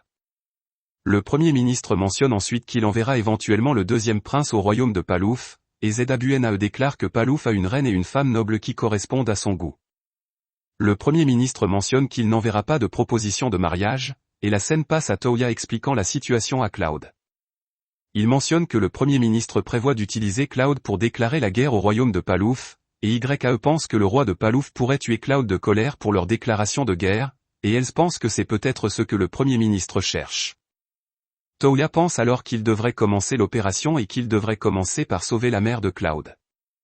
La scène change à la forteresse de Galia où la mère de Cloud est détenue, et Cloud déclare que c'est une forteresse assez robuste, mais ils n'auront aucun problème à l'envahir avec le sort d'invisibilité de Toya. Toya utilise ensuite son smartphone pour cibler et paralyser tous les soldats de la forteresse, et Cloud est surpris de voir cela. Les filles lui disent de s'y habituer, et la scène passe à Cloud retrouvant sa mère. Toya téléporte ensuite leur groupe à la maison du marquis Coupe, et le marquis est heureux d'apprendre que le deuxième prince a décidé de lutter contre le premier ministre. Coupe déclare qu'ils n'ont rien à craindre car maintenant ils ont la coopération des autres nations, et Toya informe Coupe qu'il est prêt à les aider, mais il préférerait éviter de recourir à la violence. Coupe déclare que pour en finir pacifiquement, ils devront contraindre le premier ministre et priver le prince Zwnae de son droit au trône. Toya déclare que contraindre le premier ministre ne posera pas de problème, et YAE se demande s'ils ne peuvent pas tout simplement exiler le prince pour toutes les mauvaises actions qu'il a commises. Coupe déclare qu'ils ne peuvent pas le faire car les preuves de ses actes ont déjà été écrasées, et Toya pense qu'il n'aura aucune pitié pour les personnes qui ont tenté d'esclaviser Su. Voyant le regard mauvais de Toya, les filles se demandent ce qu'il prépare, et la scène les montre confier tout cela à Toya. La scène passe ensuite à Toya entrant dans la salle de réunion du Premier ministre avec son sort d'invisibilité. Le Premier ministre et le prince Zwnae discutent de la disparition de la reine Eria, et le Premier ministre mentionne qu'ils devront demander au roi de céder le trône à Zwnae. Zwnae se demande ce qu'ils vont faire de la guerre avec Palouf, et le Premier ministre déclare qu'ils devront remettre cela à plus tard. Zwnae quitte ensuite la pièce, et le Premier ministre mentionne que perdre la reine Eria est un coup dur majeur, et il pense qu'il aurait dû laisser Zwnae hériter du trône plus tôt. Toya entre ensuite dans la pièce en utilisant son sort d'invisibilité, et le Premier ministre mentionne qu'ils devront se dépêcher de faire hériter le trône à Zwnae avant que la nouvelle concernant la reine Eria n'atteigne les oreilles du roi. La reine Dacia se demande ensuite ce qu'ils vont faire du roi une fois que Zwnae prendra le trône, et le Premier ministre déclare qu'ils le feront disparaître. Il mentionne qu'ils tueront également Cloud et qu'il ne restera même pas un seul membre de la famille royale. Toya se demande de quoi il parle, car le premier prince fait également partie de la famille royale, et il découvre que le premier prince est en fait le fils de Wardok et de la reine Dacia. Ensuite, il montre cette vidéo aux autres, et ils sont tous choqués d'apprendre que le premier prince n'est pas de sang royal. Cloud déclare ensuite qu'il n'a plus besoin d'hésiter, et il mentionne qu'il se battra contre les traîtres pour reprendre cette nation. Toya déclare ensuite qu'il va dire la vérité à la plus grande victime ici, et il raconte tout au roi. Le lendemain, la cérémonie du couronnement a lieu, et le roi annonce Cloud comme le prochain roi. Tout le monde est surpris, et Cloud accepte sa position de nouveau roi. Le Premier ministre mentionne alors que selon les traditions, le premier prince est censé hériter du trône, et le roi déclare que c'est pourquoi il cède le trône à Cloud. Tout le monde est surpris d'entendre cela, et Toya entre ensuite dans la salle du trône. Il montre la vidéo qu'il a faite à tout le monde, et ils découvrent tous que le premier prince n'est pas de sang royal. Le Premier ministre déclare qu'il doit y avoir une sorte d'erreur, et le roi déclare que ce n'est pas une erreur, et il dépouille Wardog de son statut de Premier ministre. Toya demande ensuite au roi ce qu'il compte faire avec ces trois-là, et le roi déclare qu'ils seront punis de la peine de mort pour leurs crimes. Zabunae refuse d'accepter la peine de mort, et il déclare que tout cela est à cause de Toya, et il va le faire payer en ruinant sa nation et ses femmes. Cela met Toya en colère, et il effraie Zabunae en tirant quelques coups d'avertissement. Cela effraie Zabunae, et il perd connaissance. Toya s'excuse alors pour avoir perdu son calme, et le roi déclare qu'il ne lui en veut pas car il devait de toute façon punir Zabunae. Le roi déclare ensuite qu'il laissera la punition de Zabunae au nouveau roi. Ensuite, Cloud nomme le marquis Coupe comme nouveau premier ministre, et il purge tous les marchands et nobles qui étaient de mèche avec Wardok. Zabunae, Wardok et Dacia ont officiellement reçu la peine de mort, mais ils ont été secrètement vendus à un marchand d'esclaves à Sandora. Toya pense alors que puisque l'affaire avec l'Inja est résolue, il peut maintenant se concentrer sur les Flame Gears, et Su attaque ensuite Toya. Elle déclare qu'elle a entendu dire que Toya a mis fin au prince idiot pour elle, et elle mentionne qu'il est le meilleur mari. Toya déclare qu'il n'a jamais accepté de l'épouser, et elle se demande si elle ne lui suffit pas. Toya pense alors qu'il sait que les autres n'y verront pas d'inconvénient, et il pense qu'il considérait Su comme une sœur jusqu'à présent, mais c'est une femme qu'il veut protéger. Toya accepte ensuite de l'épouser, et cela rend Su heureuse. L'histoire se poursuit avec la cérémonie de mariage de Léon et Auriga. Auriga remercie tout le monde d'avoir assisté à leur cérémonie de mariage, et Léon déclare qu'ils ont encore beaucoup à apprendre et à vivre, donc il espère que tout le monde continuera à les guider. Auriga et le père de Léon remercient ensuite Toya d'être venu aujourd'hui. Le père de Léon mentionne que cela n'aurait peut-être jamais eu lieu sans que Toya comble le fossé entre eux et leur nation, et ils prennent congé. Su mentionne ensuite qu'elle a hâte d'avoir leur cérémonie de mariage, et Toya lui dit de ne pas le dire à voix haute, car cela n'a pas encore été annoncé publiquement. Les autres filles pensent alors à leur propre cérémonie de mariage, et Toya pense qu'il devra avoir 6 cérémonies de mariage. Plus tard, Yumina dit à tout le monde qu'ils devraient cultiver leur amour, et elle explique qu'après avoir vu la cérémonie de mariage, elle pense qu'ils devraient ouvrir leur cœur les uns aux autres. Lucia déclare qu'elle pense la même chose, et elle mentionne qu'elles devraient sortir ensemble. Yumina explique qu'elles peuvent renforcer leur intimité en faisant du shopping, en allant au théâtre et en sortant ensemble. Toya déclare qu'il n'y a pas besoin de ça car ils sont déjà fiancés, et Yumina mentionne que ces derniers temps, Toya les laisse seuls beaucoup. Elle déclare qu'elle pense la même chose, et Toya pense que ces derniers temps, il n'a pas pu trouver du temps pour tout le monde. Toya est d'accord avec la proposition de Yumina, et les filles se préparent ensuite pour le rendez-vous. Toya est surpris de voir leurs robes, et Yumina lui dit qu'elles ont commandé ces robes dans la boutique de Zanak, et les designs viennent de Toya. Les filles lui demandent ensuite comment elles sont, et Toya mentionne qu'elles sont toutes vraiment mignonnes. Les filles jouent ensuite à pierre-papier-ciseaux pour décider de l'ordre de leur rendez-vous avec Toya, et la scène passe au groupe à l'Empire Refraise. Toya pense que Refraise a toutes sortes de magasins, ce qui en fait une ville idéale pour les rendez-vous, et Linz et Lucia s'accrochent à Toya. Yumina mentionne qu'elles échangeront quand leur tour viendra, et Toya pense que c'est gênant, mais il est heureux. Ils vont d'abord dans une bijouterie et Toya achète des bijoux pour tout le monde pour commémorer la journée. Ensuite, c'est au tour d'Elz et Yumina, et elles prennent des gâteaux.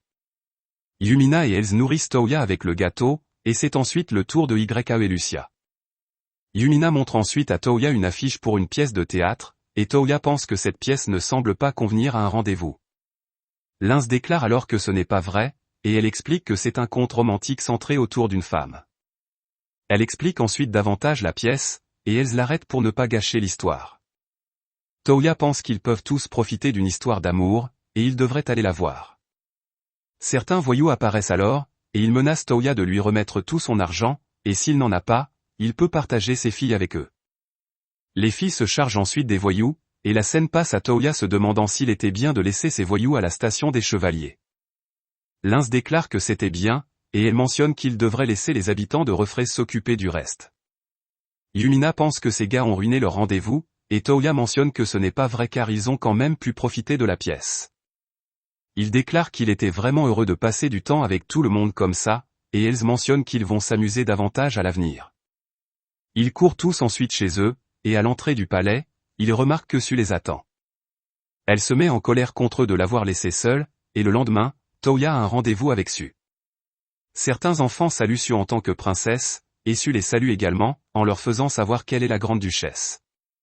Toya mentionne que ce n'est pas encore le titre de Su, et Su déclare que c'est bien car un jour ce le sera. Ils ont ensuite quelque chose à manger, et Toya lui achète des bijoux en cadeau. Elle observe ensuite également les chevaliers lors de leur entraînement, et le soir, elle déclare s'être bien amusée aujourd'hui. Elle mentionne ensuite que Toya est incroyable, car tout le monde dans ce pays a le sourire. Elle déclare qu'il est un grand monarque, et Toya mentionne qu'il n'en est pas sûr. Su déclare qu'il devrait avoir plus confiance en lui, et Toya pense qu'il doit faire tout ce qu'il peut pour faire de cette nation un endroit où tout le monde peut vivre heureux. Kohaku connecte ensuite Toya à Flora télépathiquement, et Flora déclare qu'elle a fini d'extraire le liquide d'éther. La scène change ensuite avec Toya vérifiant le frame gear, et Yumina pense qu'il a l'air vraiment impressionnant depuis le sol. Toya demande ensuite à Kugyoku si YAE est prête à piloter, et Kugyoku déclare que oui. YAE pilote ensuite le frame gear, et tout le monde est excité de le voir bouger. Toya demande ensuite à YAE comment elle a ressenti, et YAE déclare que c'était plus facile que ce à quoi elle s'attendait. Lucia demande ensuite à Toya pourquoi il ne l'a pas piloté en premier, car il avait vraiment hâte, et Toya mentionne que YAE a la plus faible capacité magique parmi eux tous, et il pensait que si elle pouvait le piloter, le reste d'entre eux ne devrait pas avoir de problème. Il mentionne qu'il sera le prochain à le piloter, et il remarque alors qu'Elsa a commencé à le piloter. Tout le monde fait ensuite la queue pour piloter le frame gear, et Toya est à la fin de la file. La scène change ensuite avec Rosetta montrant à Toya sa nouvelle arme anti-phrase, et elle pense que c'était une bonne idée de fabriquer des armes à partir de cristaux de phrase. Toya déclare que les corps des phrases augmentent en force en fonction de la quantité de mana versée dedans, et il pensait qu'il pouvait fabriquer des armes incroyables à partir d'eux, alors il a stocké tous les restes des phrases dans son stockage. Rosetta mentionne qu'elle a fabriqué plus d'épées et de balles en cristal pour lui, et Toya se demande comment se déroule la production de masse des frame gears. Rosetta mentionne que cela se passe bien, mais il manque d'oricalque, et plus tard, Toya se demande comment il peut se procurer de l'oricalque. Il tombe ensuite sur Yumina et Lucia, et Yumina lui demande à quoi il pense. Toya mentionne qu'il doit acquérir de l'oricalque pour les frame gears, mais il n'est pas sûr où il peut les obtenir. Yumina mentionne qu'il pourrait le vendre à la boutique de minéraux, mais ils n'en auront probablement pas assez. Lucia déclare que l'oricalque est un minéral rare et qu'il se vend à un prix très élevé. Toya mentionne qu'il aimerait économiser de l'argent compte tenu de la quantité dont ils auront besoin, et il se demande s'il existe des golems d'oricalque dans ce monde. Yumina déclare qu'elle n'en a jamais entendu parler, et Toya utilise ensuite son smartphone pour effectuer une recherche à leur sujet. Il remarque qu'il y en a plusieurs, et il pense qu'il va chasser certains d'entre eux. Yumina se demande s'il va les laisser seuls à nouveau, et Toya déclare que ce n'est pas son intention, mais il prévoit d'utiliser Fly pour y aller. Yumina et Lucia déclarent que voler est un peu effrayant, et la scène passe à Toya volant vers sa destination. Du ciel, il remarque une ville en feu et utilise l'onsense pour remarquer que la ville est attaquée par des phrases. Toya observe que certains chevaliers dirigés par une chevalière combattent les phrases, mais ils ne font pas le poids, et Toya intervient pour les sauver. Il utilise sa nouvelle épée pour éliminer les phrases, et il remarque qu'il n'y a que des phrases inférieures ici. Il dit alors à la chevalière d'évacuer les résidents et mentionne qu'il expliquera tout plus tard. Toya élimine ensuite toutes les phrases avec sa nouvelle épée, et la chevalière lui demande ensuite s'il va bien. Toya déclare qu'il va bien, et il lui demande comment sont les dégâts de son côté. La chevalière mentionne qu'ils ont quelques blessés, mais qu'il n'y a eu aucune perte. Toya déclare que c'est bien de l'entendre, et il mentionne qu'il va guérir les blessés. Toya guérit ensuite tous les blessés avec sa magie, et la chevalière lui demande qui il est. Toya se présente en tant que grand-duc de Brunhilde, et la chevalière se présente ensuite en tant que première princesse de Lestia, Hildegard Mina Lestia. Toya se rappelle alors que Lestia est une grande nation gouvernée par un roi chevalier, et Hildegard déclare qu'elle a entendu parler de Toya. Elle mentionne qu'il est le jeune monarque qui a émergé d'un aventurier et qui a résolu des problèmes dans de nombreuses nations. Toya déclare qu'il n'est pas si génial, et la princesse ne peut pas croire qu'il est aussi doué avec l'épée. Elle déclare qu'elle a été surprise de le voir vaincre ces monstres d'un seul coup, et Toya mentionne que ces monstres sont appelés phrases, et ils ne peuvent pas les vaincre sans détruire le noyau à l'intérieur de leur corps. Il mentionne que Hildegard est aussi doué avec l'épée, et c'est juste que cette fois, son adversaire était mal assorti. Toya demande ensuite à Hildegard s'il peut prendre les fragments des phrases qu'il a vaincus, et Hildegard mentionne que ce n'est pas un problème car c'est lui qui les a vaincus. Elle lui demande ensuite si son épée est faite de phrases, et il mentionne que oui. Elle fixe ensuite l'épée de Toya, et elle mentionne que ça doit être bien de pouvoir manier une épée comme ça. Toya pense qu'elle pourrait vouloir cela assez intensément, et il pense que c'est un bon moment pour améliorer leur relation avec Lestia. Il lui donne alors 3 des épées faites de phrases pour elle, et la famille royale, et il mentionne que c'est pour commémorer leur rencontre. Toya part ensuite, et la scène passe à lui vainquant un golem d'oricalque. Il stocke le golem dans son stockage, et il remarque ensuite un cerf qui le mène à une fille blessée. Il remarque que la fille est gravement blessée, et elle a perdu un bras et une jambe. Toya utilise ensuite sa magie de guérison pour soigner la fille, et la fille reprend conscience un moment, puis elle s'évanouit à nouveau. L'histoire se poursuit avec Flora disant à Toya que la fille blessée qu'il a trouvée s'est réveillée. Elle déclare que toutes ses blessures, y compris les parties manquantes, ont été guéries, et Toya ne peut pas croire que Flora a régénéré son corps en un jour seulement. Flora déclare que c'est facile à faire avec le pouvoir de la salle d'alchimie, et le seul problème est que la fille a perdu la mémoire. Elle explique que la fille conserve toujours les connaissances générales, la capacité de parler et de lire, mais tous ses souvenirs personnels sont partis. Toya se demande si c'est un effet secondaire de son traitement, et Flora déclare avec colère que ce n'est pas le cas. Elle mentionne que ce serait une possibilité si elle avait régénéré sa tête, mais régénérer des membres ne ferait perdre la mémoire à personne. Elle déclare que si Toya doute toujours d'elle, ils peuvent essayer de lui couper la partie supplémentaire à l'entrejambe et de la faire repousser. Toya déclare qu'elle n'a pas besoin de faire ça, et il rencontre ensuite la fille. Il lui demande son nom et comment elle a eu ses blessures, mais la fille déclare qu'elle ne sait pas. Toya se demande quoi faire, et il espère qu'elle se souviendra finalement. La fille lui demande alors qui il est, et Toya se présente en tant que monarque de Brunhilde. Il mentionne qu'il l'a trouvée effondrée dans les montagnes et l'a ramenée dans sa nation car elle était gravement blessée. Il déclare ensuite que c'est gênant pour elle de ne pas avoir de nom et lui demande si elle aimerait choisir un nom temporaire. La fille déclare qu'elle aimerait ça, et Toya la nomme Sakura après avoir vu ses cheveux roses. La fille aime ce nom, et la scène passe au château de Brunhilde. Les autres filles demandent à Toya si Sakura est toujours dans la salle d'alchimie, et Toya déclare qu'il l'a déplacée dans les chambres d'amis du château car elle peut marcher maintenant. Il déclare qu'elle se promène en ce moment, et les filles se demandent si c'est bien de la laisser seule. Toya déclare que c'est bien car il a demandé à Kugyoku de la surveiller, et elle pense qu'elle est étrangement insouciante pour quelqu'un qui a perdu la mémoire. Toya pense qu'elle ne doit probablement ressentir aucune tristesse, car elle ne se souvient de rien pour être triste. Ensuite, elle déclare qu'elle se dirige vers les terrains d'entraînement des chevaliers, et Lucia déclare qu'elle va s'entraîner à cuisiner, et elle demande à Toya ce qu'il va faire. Toya déclare qu'il n'a pas d'audience prévue aujourd'hui, et la scène passe à lui dans les jardins. Là, il remarque que Sakura chante une chanson, et il lui dit qu'elle a une belle voix. Il lui demande ensuite si elle aime chanter, et Sakura déclare qu'elle ne sait pas, mais elle a l'impression d'aimer ça. Toya lui montre alors un piano et y joue. Il pense que cela fait longtemps qu'il n'a pas joué du piano et se demande s'il jouait tout le temps quand il était enfant. Sakura dit à Toya qu'il est vraiment bon au piano, et Toya déclare qu'il pensait que Sakura aimerait un instrument comme celui-ci. Sakura mentionne ensuite qu'elle aimerait en entendre plus, et elle demande à Toya de jouer une autre chanson. Toya se demande alors quelle chanson jouer, et il joue la chanson que Sakura chantait plus tôt. En réalisant cela, Sakura commence à chanter, et Toya pense que sa voix est vraiment incroyable. Tous deux offrent ensuite une belle performance, attirant les autres filles vers eux. Les filles mentionnent qu'elles ont été ensorcelées par leur performance, et elles demandent à Sakura de chanter davantage. Sakura est d'accord, et elle chante encore un peu. La scène passe ensuite à Toya rencontrant la réceptionniste de la guilde dans son château, et elle lui demande s'il est familier avec un monstre appelé Katobelpa. Toya déclare qu'il n'en a jamais entendu parler, et la réceptionniste explique que c'est un monstre très fort qui peut cracher du poison de sa bouche, mais la chose la plus terrifiante est ses yeux mystiques. Elle explique que ceux qui croisent le regard du Katobelpa ne peuvent pas bouger leurs jambes, et finalement leur corps se transforme en pierre. Elle déclare que le monstre a élu domicile dans les montagnes de Melicia, et un total de 13 aventuriers sont déjà tombés victimes. Elle mentionne que les dégâts ne feront qu'empirer si rien n'est fait, et elle déclare qu'elle aimerait demander l'aide de Toya pour vaincre ce monstre.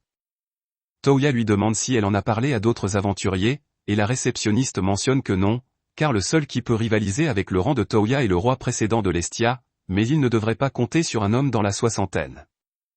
Toya lui demande ensuite s'il n'y a personne d'autre que lui qui peut vaincre ce monstre, et la réceptionniste déclare que non. Elle s'excuse de lui avoir apporté cette demande maintenant qu'il est le dirigeant d'une nation, et elle lui demande de s'en occuper pour eux. Toya lui demande ensuite combien vaut la prime pour vaincre ce monstre, et la réceptionniste lui montre la somme totale de la récompense qu'ils ont rassemblée dans les villages environnants. Voyant la récompense, Toya accepte de relever cette quête, et il déclare que ça ira car il peut utiliser son sort de récupération pour contrer la pétrification. Il mentionne qu'il pourrait aussi sauver les aventuriers transformés en pierre, et la scène passe à Toya expliquant la situation à ses fiancées.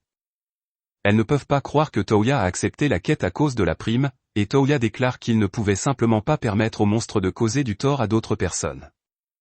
Il déclare que la prime est également importante car il faut beaucoup d'argent pour fabriquer un frame gear.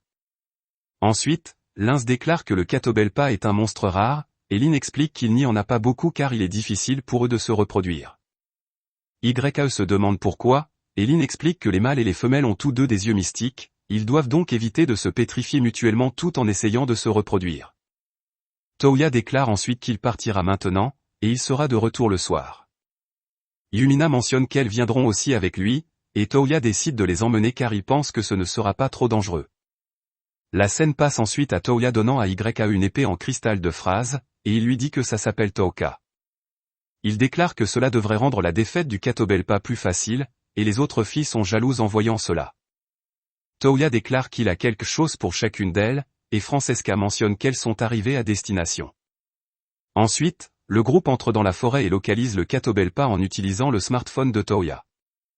Il trouve alors le monstre, et Toya déclare qu'il a ajouté la récupération à toutes les bagues de fiançailles des filles, et il leur dit de rester calmes même si elles commencent à se pétrifier.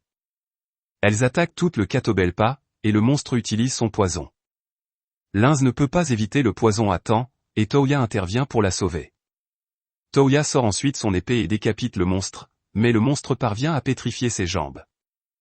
Toya utilise ensuite la récupération pour arrêter la pétrification, et il remarque que ses chaussures ont été détruites à cause de cela. Il enfile ensuite une nouvelle paire de chaussures, et Lucia commence ensuite à se pétrifier après avoir regardé dans les yeux morts du Catobelpa, et elle utilise la récupération. Linz lui dit de rester calme car les yeux du Catobelpa continuent d'être efficaces pendant un certain temps même après leur mort, et elle lui dit qu'elle ira bien car la pétrification s'est arrêtée. Lucia utilise ensuite ses couteaux pour briser les pierres sur ses jambes, et elle est embarrassée par son apparence actuelle. Elle demande ensuite à Toya de se retourner, et elle le fait se retourner. Les filles mentionnent ensuite que la pétrification a même atteint les sous-vêtements de Lucia, et Toya peut tout entendre. Linz pense que la pétrification commence probablement par la partie du corps la plus proche du sol, et comme Lucia est tombée sur les fesses, cela l'a également atteinte. Les filles lui demandent alors si elle a une paire de rechange, et Lucia déclare qu'elle en a une dans son stockage. Les filles déclarent que ce serait mieux si elle la changeait à ce stade, et elle dit à Toya de ne pas se retourner quoi qu'il arrive. Toya remarque ensuite un autre Catobelpa devant lui, et le Catobelpa pétrifie à nouveau les jambes de Toya. Toya informe ensuite les filles qu'il y a un autre Catobelpa ici, et il pense que ses yeux mystiques l'empêchent d'attaquer. Il se demande s'il y a un moyen de couvrir ses yeux, et il se souvient avoir lu un sort comme ça quand il cherchait Fly, et il utilise le sort mosaïque pour bloquer les yeux du Catobelpa. Il s'occupe ensuite du monstre, et la scène passe à eux rapportant à la réceptionniste de la guilde. Elle s'excuse pour son manque d'enquête, et Toya déclare que c'est bien car la prime était suffisante pour eux deux. Elle pense ensuite qu'ils n'ont plus qu'à réparer les personnes pétrifiées, et Toya utilise la récupération pour les réparer. Le sort les fait tous récupérer sans vêtements, et Toya utilise ensuite la mosaïque pour couvrir les yeux de tout le monde. La scène passe ensuite au roi utilisant les unités frame pour un combat simulé, et ils s'amusent. Toya leur demande s'ils ont aimé, et ils sont impressionnés que Toya ait trouvé quelque chose d'aussi amusant. Le roi de Refraise mentionne ensuite qu'il n'a pas progressé depuis la dernière fois, et le roi de Belfast déclare qu'ils pourraient prendre leur temps à s'entraîner s'ils avaient une unité frame dans leur pays. Toya déclare alors qu'il peut la leur prêter, et il leur demande de laisser également leur chevalier l'utiliser. Il déclare qu'ils travailleront dur dans leur entraînement avec quelque chose à anticiper, et il pense que Brunil pourrait ne pas être suffisant pour gérer de grandes masses de phrases, alors il devrait se préparer à cette éventualité. Pendant ce temps, dans le royaume chevalier de l'Estia, Hildegard soupire, et son grand-père lui dit qu'elle soupire tout le temps ces derniers temps. Il lui demande ensuite si le grand-duc de Brunil lui a dit que cette épée en cristal ne peut pas être fabriquée sans traitement unique, et Hildegard déclare qu'il l'a fait. Son grand-père pense alors que les rumeurs sur Brunil possédant de nombreuses armes mystérieuses doivent être vraies, et il se demande ce qu'il devrait faire à ce sujet. L'histoire se poursuit avec Toya dans le hangar, et nous voyons que Fred Monica apporte des modifications aux Frame Gears. Toya conçoit l'unité de commandement des Frame Gears, et il lui demande de faire les modifications nécessaires selon sa conception. Kohaku contacte alors télépathiquement Toya, et il mentionne que Toya a un invité au château. Toya se demande qui c'est, et Kohaku déclare que c'est quelqu'un qui prétend être la grande sœur de Toya. Toya pense qu'il n'a pas de grande sœur, et la fille dont parle Kohaku déclare ensuite qu'elle aimerait parler à Toya également. En écoutant sa voix, Toya réalise que c'est la déesse de l'amour, et la scène passe à la déesse de l'amour se présentant à tout le monde en tant que Mochizuki Karen. Elle déclare qu'elle est la grande sœur de Toya et se réjouit de le revoir. Lins pense qu'ils s'entendent très bien. Elle déclare qu'il doit y avoir une situation qui les a forcés à se séparer, et YAE mentionne que cela ressemble à une réunion chaleureuse. Les autres filles déclarent alors qu'il ne serait pas agréable de s'immiscer dans leur temps en famille, et elles s'en vont. Toya demande ensuite à la déesse de l'amour pourquoi elle est descendue sur Terre, et la déesse déclare qu'elle est venue ici pour des vacances. Elle explique que Toya est entourée de tellement d'amour que même jeter un coup d'œil a suffi à rafraîchir son corps et son esprit. Cependant, ses épaules sont récemment devenues raides, alors elle a pensé rester aux côtés de Toya et absorber directement le pouvoir de l'amour pour détendre ses épaules raides. Elle mentionne que ses épaules vont mieux juste en venant ici, et Toya lui demande ensuite pourquoi elle prétend être sa grande sœur. La déesse déclare que c'était une idée du moment, et elle mentionne qu'elle restera avec Toya pendant un certain temps. Lapis arrive alors, mentionnant qu'un messager du royaume chevalier de l'Estia est arrivé il y a 1 heure pour voir Toya. Elle explique qu'ils sont allés regarder l'entraînement des chevaliers lorsqu'ils ont découvert que Toya était absent, et Toya pense que c'est à prévoir dans un royaume de chevaliers. La déesse déclare ensuite que les chevaliers ne sont pas tous ceux qui les intriguent, et Toya se demande pourquoi elle sourit ainsi. La déesse déclare que c'est un secret, et la scène passe à Hildegard regardant l'entraînement des chevaliers. Toya vient ensuite là-bas, et Hildegard mentionne que cela fait un moment. Toya lui demande ce qu'elle fait ici, et Hildegard déclare qu'aujourd'hui elle est là en tant qu'escorte. Toya se demande pour qui, et elle mentionne pour son grand-père. Son grand-père vient alors, se présentant comme Galan Yuna l'Estia, et il déclare qu'il est le précédent roi de l'Estia, et un aventurier du plus haut rang, tout comme Toya. Toya se présente également, et Galan le remercie pour le cadeau qu'il leur a fait. Il mentionne qu'il est là pour faire du tourisme après avoir exprimé sa gratitude, et Toya déclare qu'il n'y a pas grand-chose à voir ici, mais il espère que Galan appréciera son séjour. Galan touche ensuite les fesses de Lapis, déclarant qu'elle a un derrière bien entraîné, et il mentionne qu'elle ne doit pas être une simple servante. Hildegard demande à Galan de s'abstenir de faire des choses comme ça, car ils ne sont pas à l'Estia en ce moment. Toya ne peut pas croire que Galan a réussi à se faufiler derrière Lapis, membre d'une agence d'espionnage, et il pense que son rang d'aventurier n'est pas une blague. Galan déclare ensuite qu'il a entendu des rumeurs selon lesquelles Brunil possède des artefacts géants ressemblant à des robots que les gens peuvent piloter, et Toya déclare que leur montrer sera plus rapide que d'expliquer. Toya lui montre ensuite les Frame Gears, et il demande à Fred Monica de leur montrer comment cela fonctionne. Fred Monica démontre alors les capacités du Frame Gear, et Galan demande à Toya combien de ces Frame Gears il possède. Toya déclare qu'il en a actuellement une 12aine, et Galan se demande ce que Toya compte faire avec de telles forces. Toya explique alors que les phrases sont des entités qui ont détruit la civilisation ancienne, et il y a une possibilité que la même tragédie se répète. Il mentionne qu'il ne sait pas quand les phrases attaqueront en masse, mais quand elles le feront, les Frame Gears les aideront à se protéger. Il déclare qu'il n'a aucune intention de les utiliser pour envahir d'autres nations, et il est possible qu'il les prête à ces nations alliées pour les aider à faire face aux catastrophes naturelles et aux monstres géants. Galan lui demande alors s'il les lui prêtera aussi s'ils deviennent ses alliés, et Toya déclare qu'il le fera tant qu'il ne les utilise pas à des fins de guerre et à d'autres fins illégales. Galan déclare ensuite que l'une des raisons de sa visite à Brunilde était de nouer des relations amicales avec eux, mais il devra parler avec le roi actuel avant de rejoindre son alliance. Toya déclare qu'il devra également organiser un sommet avec les autres nations pour discuter de cela, et Hildegard demande ensuite à Toya s'il voudrait écouter sa demande ensuite. Toya se demande quelle est sa demande, et Hildegard déclare qu'elle veut combattre le guerrier le plus fort dans le pays de Toya. La scène passe ensuite à Hildegard combattant YAE, et le match se termine par une égalité. Hildegard déclare que c'était un match agréable, et elle pense que Toya a des chevaliers merveilleux. YAE mentionne qu'elle n'est pas une chevalière, elle est la fiancée de Toya, et Hildegard demande à Toya s'il a déjà des projets de mariage avec une autre. Toya déclare que oui, et il mentionne que ses fiançailles avec Yumina et Lucia n'ont pas encore été annoncées en raison de la grossesse de la reine Yuel. Hildegard ne peut pas croire que Toya est fiancée à 3 femmes, et YAE déclare qu'il y en a en fait 6. Cela surprend encore plus Hildegard, et la déesse de l'amour intervient.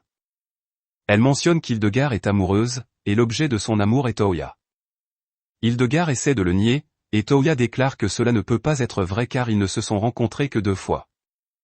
YAE demande alors à Hildegard si elle aime Toya, et Hildegard déclare qu'elle ne s'attendait pas à ce qu'ils soient fiancés. YAE lui dit qu'elle était une fois dans la même position qu'Hildegard est en ce moment, donc elle peut comprendre ce qu'elle ressent. Elle déclare qu'elle ne pouvait pas dire à Toya ce qu'elle ressentait quand il était fiancé à Yumina, mais Yumina l'a accepté, et elle déclare qu'Hildegard devrait aussi se fiancer à Toya. Hildegard déclare ensuite qu'elle deviendra sa 7e, et YAE mentionne qu'elle la présentera à tout le monde plus tard. Galan déclare alors qu'il a tout entendu, et il déclare qu'il n'autorisera pas ce mariage si facilement. Il mentionne qu'Hildegard devra le combattre pour prouver ses pouvoirs au combat avant de pouvoir épouser Toya, et Hildegard accepte. La scène passe ensuite à Hildegard rencontrant les autres fiancées, et aucune d'entre elles ne s'oppose à ce qu'elle devienne l'une des fiancées de Toya. Hildegard leur demande si elles sont sûres de pouvoir accepter quelqu'un comme elle, et Su déclare qu'il n'y a pas de problème car Hildegard est une princesse sincère qui travaille dur pour le bien de son peuple. Lucia déclare que ce sera une bonne occasion d'avoir des liens avec l'Est et l'Ouest puisqu'Hildegard est une princesse de l'Est. La déesse déclare ensuite qu'il est temps de parler de romance, et elle demande ensuite à Hildegard comment et quand elle est tombée amoureuse de Toya. Les autres filles mentionnent qu'elles aimeraient aussi entendre cela, et Hildegard déclare que cela s'est produit lorsque Toya est venue la sauver des phrases. La déesse mentionne qu'ils n'ont pas besoin d'une narration formelle, et elle demande à Hildegard comment Toya semblait à ses yeux. Hildegard déclare que Toya était éblouissant et semblait vraiment cool. La déesse déclare que c'est ce qu'elle voulait entendre, et cela signifie qu'Hildegard est tombée amoureuse de Toya au premier regard.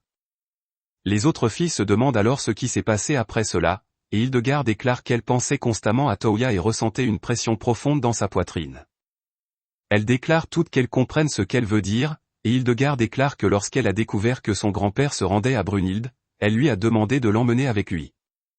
Su déclare que cela prouve à quel point Hildegard aime Toya, et la déesse mentionne que tout ce discours d'amour rend sa peau douce en plus de soulager ses épaules. La déesse mentionne ensuite qu'Hildegard pourra être plus mielleuse avec Toya une fois qu'elle sera sa fiancée, et Lins déclare qu'Hildegard devra la vaincre pour cela. La scène coupe ensuite à Hildegard combattant son grand-père, et Hildegard ne peut rien faire d'autre que se défendre contre lui. Les autres pensent qu'elle ne peut pas gagner sans attaquer, et à ce rythme, sa garde sera brisée, et elle tombera. Toya pense qu'elle peut inverser la situation si elle obtient une ouverture, et Lucia se demande si son grand-père lui donnera une ouverture. Toya déclare qu'il ne le fera pas, mais il le fera. Toya projette alors l'image d'un mannequin en maillot de bain devant Galan, et cela donne une ouverture à Hildegard, et elle bat son grand-père. Yumina demande ensuite à Toya qui était cette femme en maillot de bain, et les autres filles le regardent aussi avec méfiance. Hildegard leur dit ensuite qu'elle a gagné, et Toya utilise cette opportunité pour éviter la situation. Toya guérit ensuite Galan, et Galan déclare qu'il ne peut pas croire qu'il a perdu à cause de sa propre immaturité. Il mentionne qu'il a évalué la détermination d'Hildegard à épouser Toya, et il autorisera l'engagement. Galan demande ensuite à Toya de prendre soin de sa petite fille, et Toya déclare qu'il le fera. Galan demande ensuite à Toya qui était la dame en maillot de bain, et Toya déclare qu'il devrait en parler ailleurs. Yumina pense que la dame en maillot de bain avait des seins étonnamment gros, et Lucia se demande si Toya préfère les maillots de bain comme ça. La scène passe ensuite à Hildegard parlant avec les autres filles, et elle déclare qu'il y a beaucoup de questions qu'elle aimerait leur poser. Elle leur demande ensuite quel genre de personnes sont les parents de Toya, et elles déclarent qu'ils ne les ont jamais rencontrés. Lins mentionne que Toya n'aime pas parler de son passé, et Hildegard se demande s'il a des problèmes avec sa famille. La déesse déclare ensuite que ce n'est pas le cas, et elle mentionne que c'est juste un peu difficile pour lui de le leur expliquer. Elle déclare qu'elle est sûre que Toya leur dira la vérité un jour, et elle devrait attendre qu'il le fasse. La déesse mentionne ensuite qu'elle comprend qu'elles veuillent tout savoir sur l'homme qu'elles aiment, et elle déclare qu'elle va leur parler du premier amour de Toya quand il était enfant. Kohaku pense que cela pourrait tourner mal rapidement, et il essaie de prévenir Toya télépathiquement, mais sa télépathie ne fonctionne pas, et il réalise que la déesse la bloque. Il s'excuse alors auprès de Toya de ne pas être assez fort, et la déesse pense qu'elle va s'amuser ici, car c'est le meilleur endroit de la saison pour l'amour. L'histoire continue, et Kugyoku dit à Toya que les éclaireurs ailés ont trouvé des ruines abandonnées dans la région sud de l'Estia. Toya pense qu'il pourrait être plus rapide de s'y rendre en volant plutôt que d'utiliser Babylon, et les fiancés de Toya arrivent alors, vêtus d'uniformes de marin. Toya se demande pourquoi elle porte ces tenues, et les filles mentionnent qu'elles ont entendu dire que Toya aime ce type de tenue, car elles sont identiques à celles de son premier amour, Shoku. Toya se demande qui leur a parlé de Shoku, et elle mentionne que c'était la sœur de Toya, Karen. Lin demande ensuite à Toya s'il ne les trouve pas belles, et Toya déclare qu'elles sont superbes. La scène coupe alors à Toya dans les ruines mentionnées précédemment, et il utilise le dispositif de téléportation pour se rendre à une partie de Babylon. Il remarque une tour là-bas et pense que cela doit être la tour. L'administratrice lui souhaite la bienvenue sur la courtine et dans la tour, et elle se présente comme Liora. Elle mentionne que sa courtine a fait contact avec la tour il y a 347 ans, et ils ont effectué un arrimage. Elle précise que même si Toya possède toutes les affinités, seules les personnes jugées compatibles peuvent utiliser la tour et la courtine. Toya déclare qu'il a déjà été reconnu par les administrateurs du jardin, de l'atelier, de la zone d'alchimie et du hangar, et Liora indique qu'il ne devrait pas y avoir de problème alors. Toya pense que c'est différent du schéma habituel et qu'il est bien qu'il n'ait pas à passer par ces étapes supplémentaires. Liora déclare ensuite qu'elle sera sous le commandement de Toya à partir de maintenant, et elle se réjouit de le servir. Elle conduit ensuite Toya à l'administratrice de la tour, et il remarque qu'elle dort. Toya dit à Liora de la réveiller, et Liora essaie de réveiller Pamela, mais elle ne se réveille pas. Liora se demande si elle peut emprunter de la nourriture à Toya, et Toya lui donne de la nourriture qu'il avait stockée dans son inventaire. Liora utilise ensuite la nourriture comme appât pour réveiller Pamela, qui se réveille. Elle déclare que cela faisait 4907 ans qu'elle n'avait pas eu un repas convenable, et elle mange la nourriture. Elle déclare que c'était délicieux, et Toya se présente ensuite et mentionne qu'il a déjà été reconnu par l'administratrice de la tour, et il espérait obtenir également sa reconnaissance. Pamela déclare qu'il y a certaines conditions avant qu'elle puisse le reconnaître, et elle mentionne que Toya doit lui fournir de la nourriture à manger et un lit chaud où dormir. Toya déclare qu'il pourra préparer cela, et Pamela le reconnaît alors comme son maître et l'embrasse. Elle déclare que la propriété de la tour a maintenant été transférée à Toya, puis elle lui demande de la nourriture supplémentaire. Toya lui donne encore de la nourriture, et Liora l'embrasse ensuite. Toya déclare que c'était un long baiser, et Liora mentionne que c'était la première fois qu'elle embrassait un homme, alors elle s'est laissée emporter. Elle explique ensuite qu'elle divertissait le professeur la nuit, et si Toya le souhaite, elle peut faire de même pour lui. Toya déclare qu'il n'aura pas besoin de cela, et les administrateurs font ensuite visiter l'endroit à Toya. Liora explique que la tour est la structure servant de cœur à Babylon, et elle contient un réacteur massif qui capte les particules magiques de l'air à l'intérieur, les amplifie et les convertit en énergie magique. Pamela déclare que la chose la plus impressionnante à propos de la tour est qu'elle n'a besoin que d'un entretien occasionnel, donc elle est facile à gérer, et il n'y aura pas de problème même si elle dort tout le temps. Liora fait ensuite visiter la courtine à Toya, déclarant que c'est le pilier central de la défense de Babylon. Elle déclare qu'elle peut déployer un bouclier défensif contre les attaques physiques et magiques, et Toya pense que la tour sera en mesure d'augmenter le taux de production du liquide éthéré et des armures, et ils peuvent compter sur la courtine pour sa défense robuste. Toya place ensuite Pamela sur un lit, et la scène coupe à Liora rencontrant les fiancés de Toya. Liora se demande où sont les autres femmes de Toya, et YAE déclare que Su est retourné à Belfast. Liora se demande ensuite où sont les deux autres, et Kohaku dit télépathiquement à Toya qu'il a reçu un message urgent de Belfast. Toya utilise la porte pour faire livrer la lettre par Kohaku, et après l'avoir lue, il déclare que la reine est sur le point d'accoucher. La scène coupe ensuite à eux au palais de Belfast, et le roi déclare qu'il vient d'avoir un fils.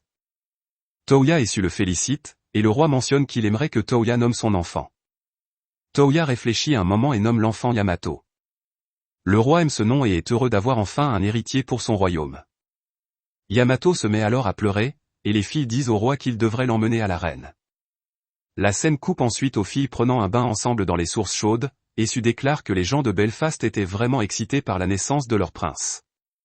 Yumina déclare qu'ils ont également reçu des félicitations des autres nations après avoir appris la naissance du prince, et Lynn mentionne que Brunhilde organisera également des célébrations car le petit frère de leur future reine vient de naître. Lucia déclare qu'il y a des projets pour des feux d'artifice, et Sue explique à Hildegard que les feux d'artifice sont comme des fleurs dans le ciel. Elle déclare alors qu'elle est heureuse que le bébé soit né en bonne santé, et YAE mentionne qu'elle a été un peu émue par toute l'affaire. Lynn pense alors qu'elles donneront toute naissance aux enfants de Toya un jour, et tout le monde est gêné d'entendre cela. À l'extérieur du bain, Fred Monica informe Toya que ses fiancés parlent d'avoir des enfants, et Flora déclare que Toya a beaucoup de femmes, donc il aura aussi beaucoup d'enfants. Elle mentionne que le professeur l'a vu, et elles l'ont également vu avec l'aide du gemme de clairvoyance, et Flora déclare que Toya va avoir 9 enfants de chacune de ses 9 femmes. Toya est surpris d'apprendre qu'il va avoir 9 femmes, et Toya déclare qu'il n'en a pas entendu parler. Francesca mentionne qu'elle en a déjà parlé à Lynn, et Toya ne peut pas croire qu'il va avoir 2 femmes de plus. Il leur demande ensuite si elles en ont parlé à quelqu'un d'autre qu'à Lynn, et Francesca déclare que non. Toya demande alors aux administrateurs de ne rien dire à personne d'autre à ce sujet, et Francesca se demande si Toya va l'ajouter à sa liste de femmes. Pamela pense qu'elle peut manger tout ce qu'elle veut si elle peut épouser Toya, et Toya déclare que cela ne sera jamais possible. Les fiancés de Toya arrivent ensuite, et elle demande à Toya de quoi elle parle. Toya déclare que ce n'est rien, et Yumina demande alors à Liora ce dont il s'agit. Liora essaie de le dire à Yumina, mais Toya l'arrête, et il déclare que ce n'est pas bien de parler d'informations non confirmées. YAE appréhende ensuite Toya, et Liora explique alors que le professeur a vu que Toya aura 9 femmes à l'avenir, et c'est pourquoi Babylon a été divisé en 9 parties. Les autres filles ne peuvent pas croire qu'il y en aura encore plus, et Toya déclare qu'elle ne devrait pas être déçue par lui encore, car il n'a encore rien fait. Lynn mentionne ensuite qu'elle devrait discuter de cela au château, et la scène coupe aux filles discutant de ce qu'elles devraient faire à Toya. Lynn se demande quelle sentence elles vont choisir, et Sakura espère que la punition de Toya ne sera pas trop douloureuse. Yumina dit alors à Toya qu'il y en a déjà 7 d'entre elles, donc 9 ne fera aucune différence, et elle ne devrait pas blâmer Toya quand cela ne s'est même pas encore produit.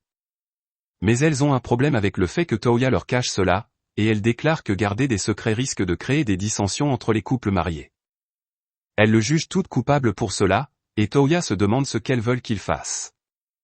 Yumina déclare que Toya devra leur donner à tout un baiser, et elle mentionne que ses actions les ont toutes laissées anxieuses, donc c'est son devoir de dissiper ses inquiétudes avec une démonstration d'affection.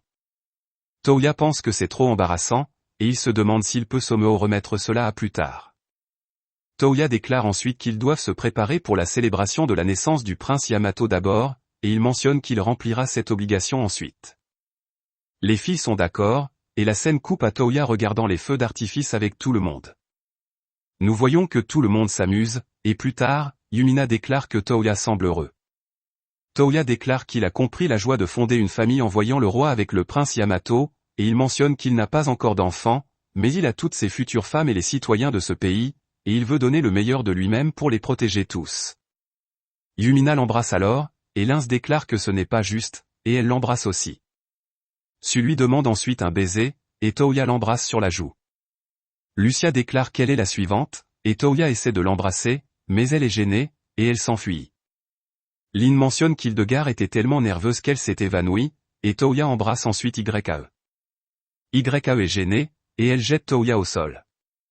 Elle tend ensuite la main à Toya pour l'aider à se relever, et Toya l'embrasse accidentellement, et elle donne un coup de poing à Toya dans l'embarras.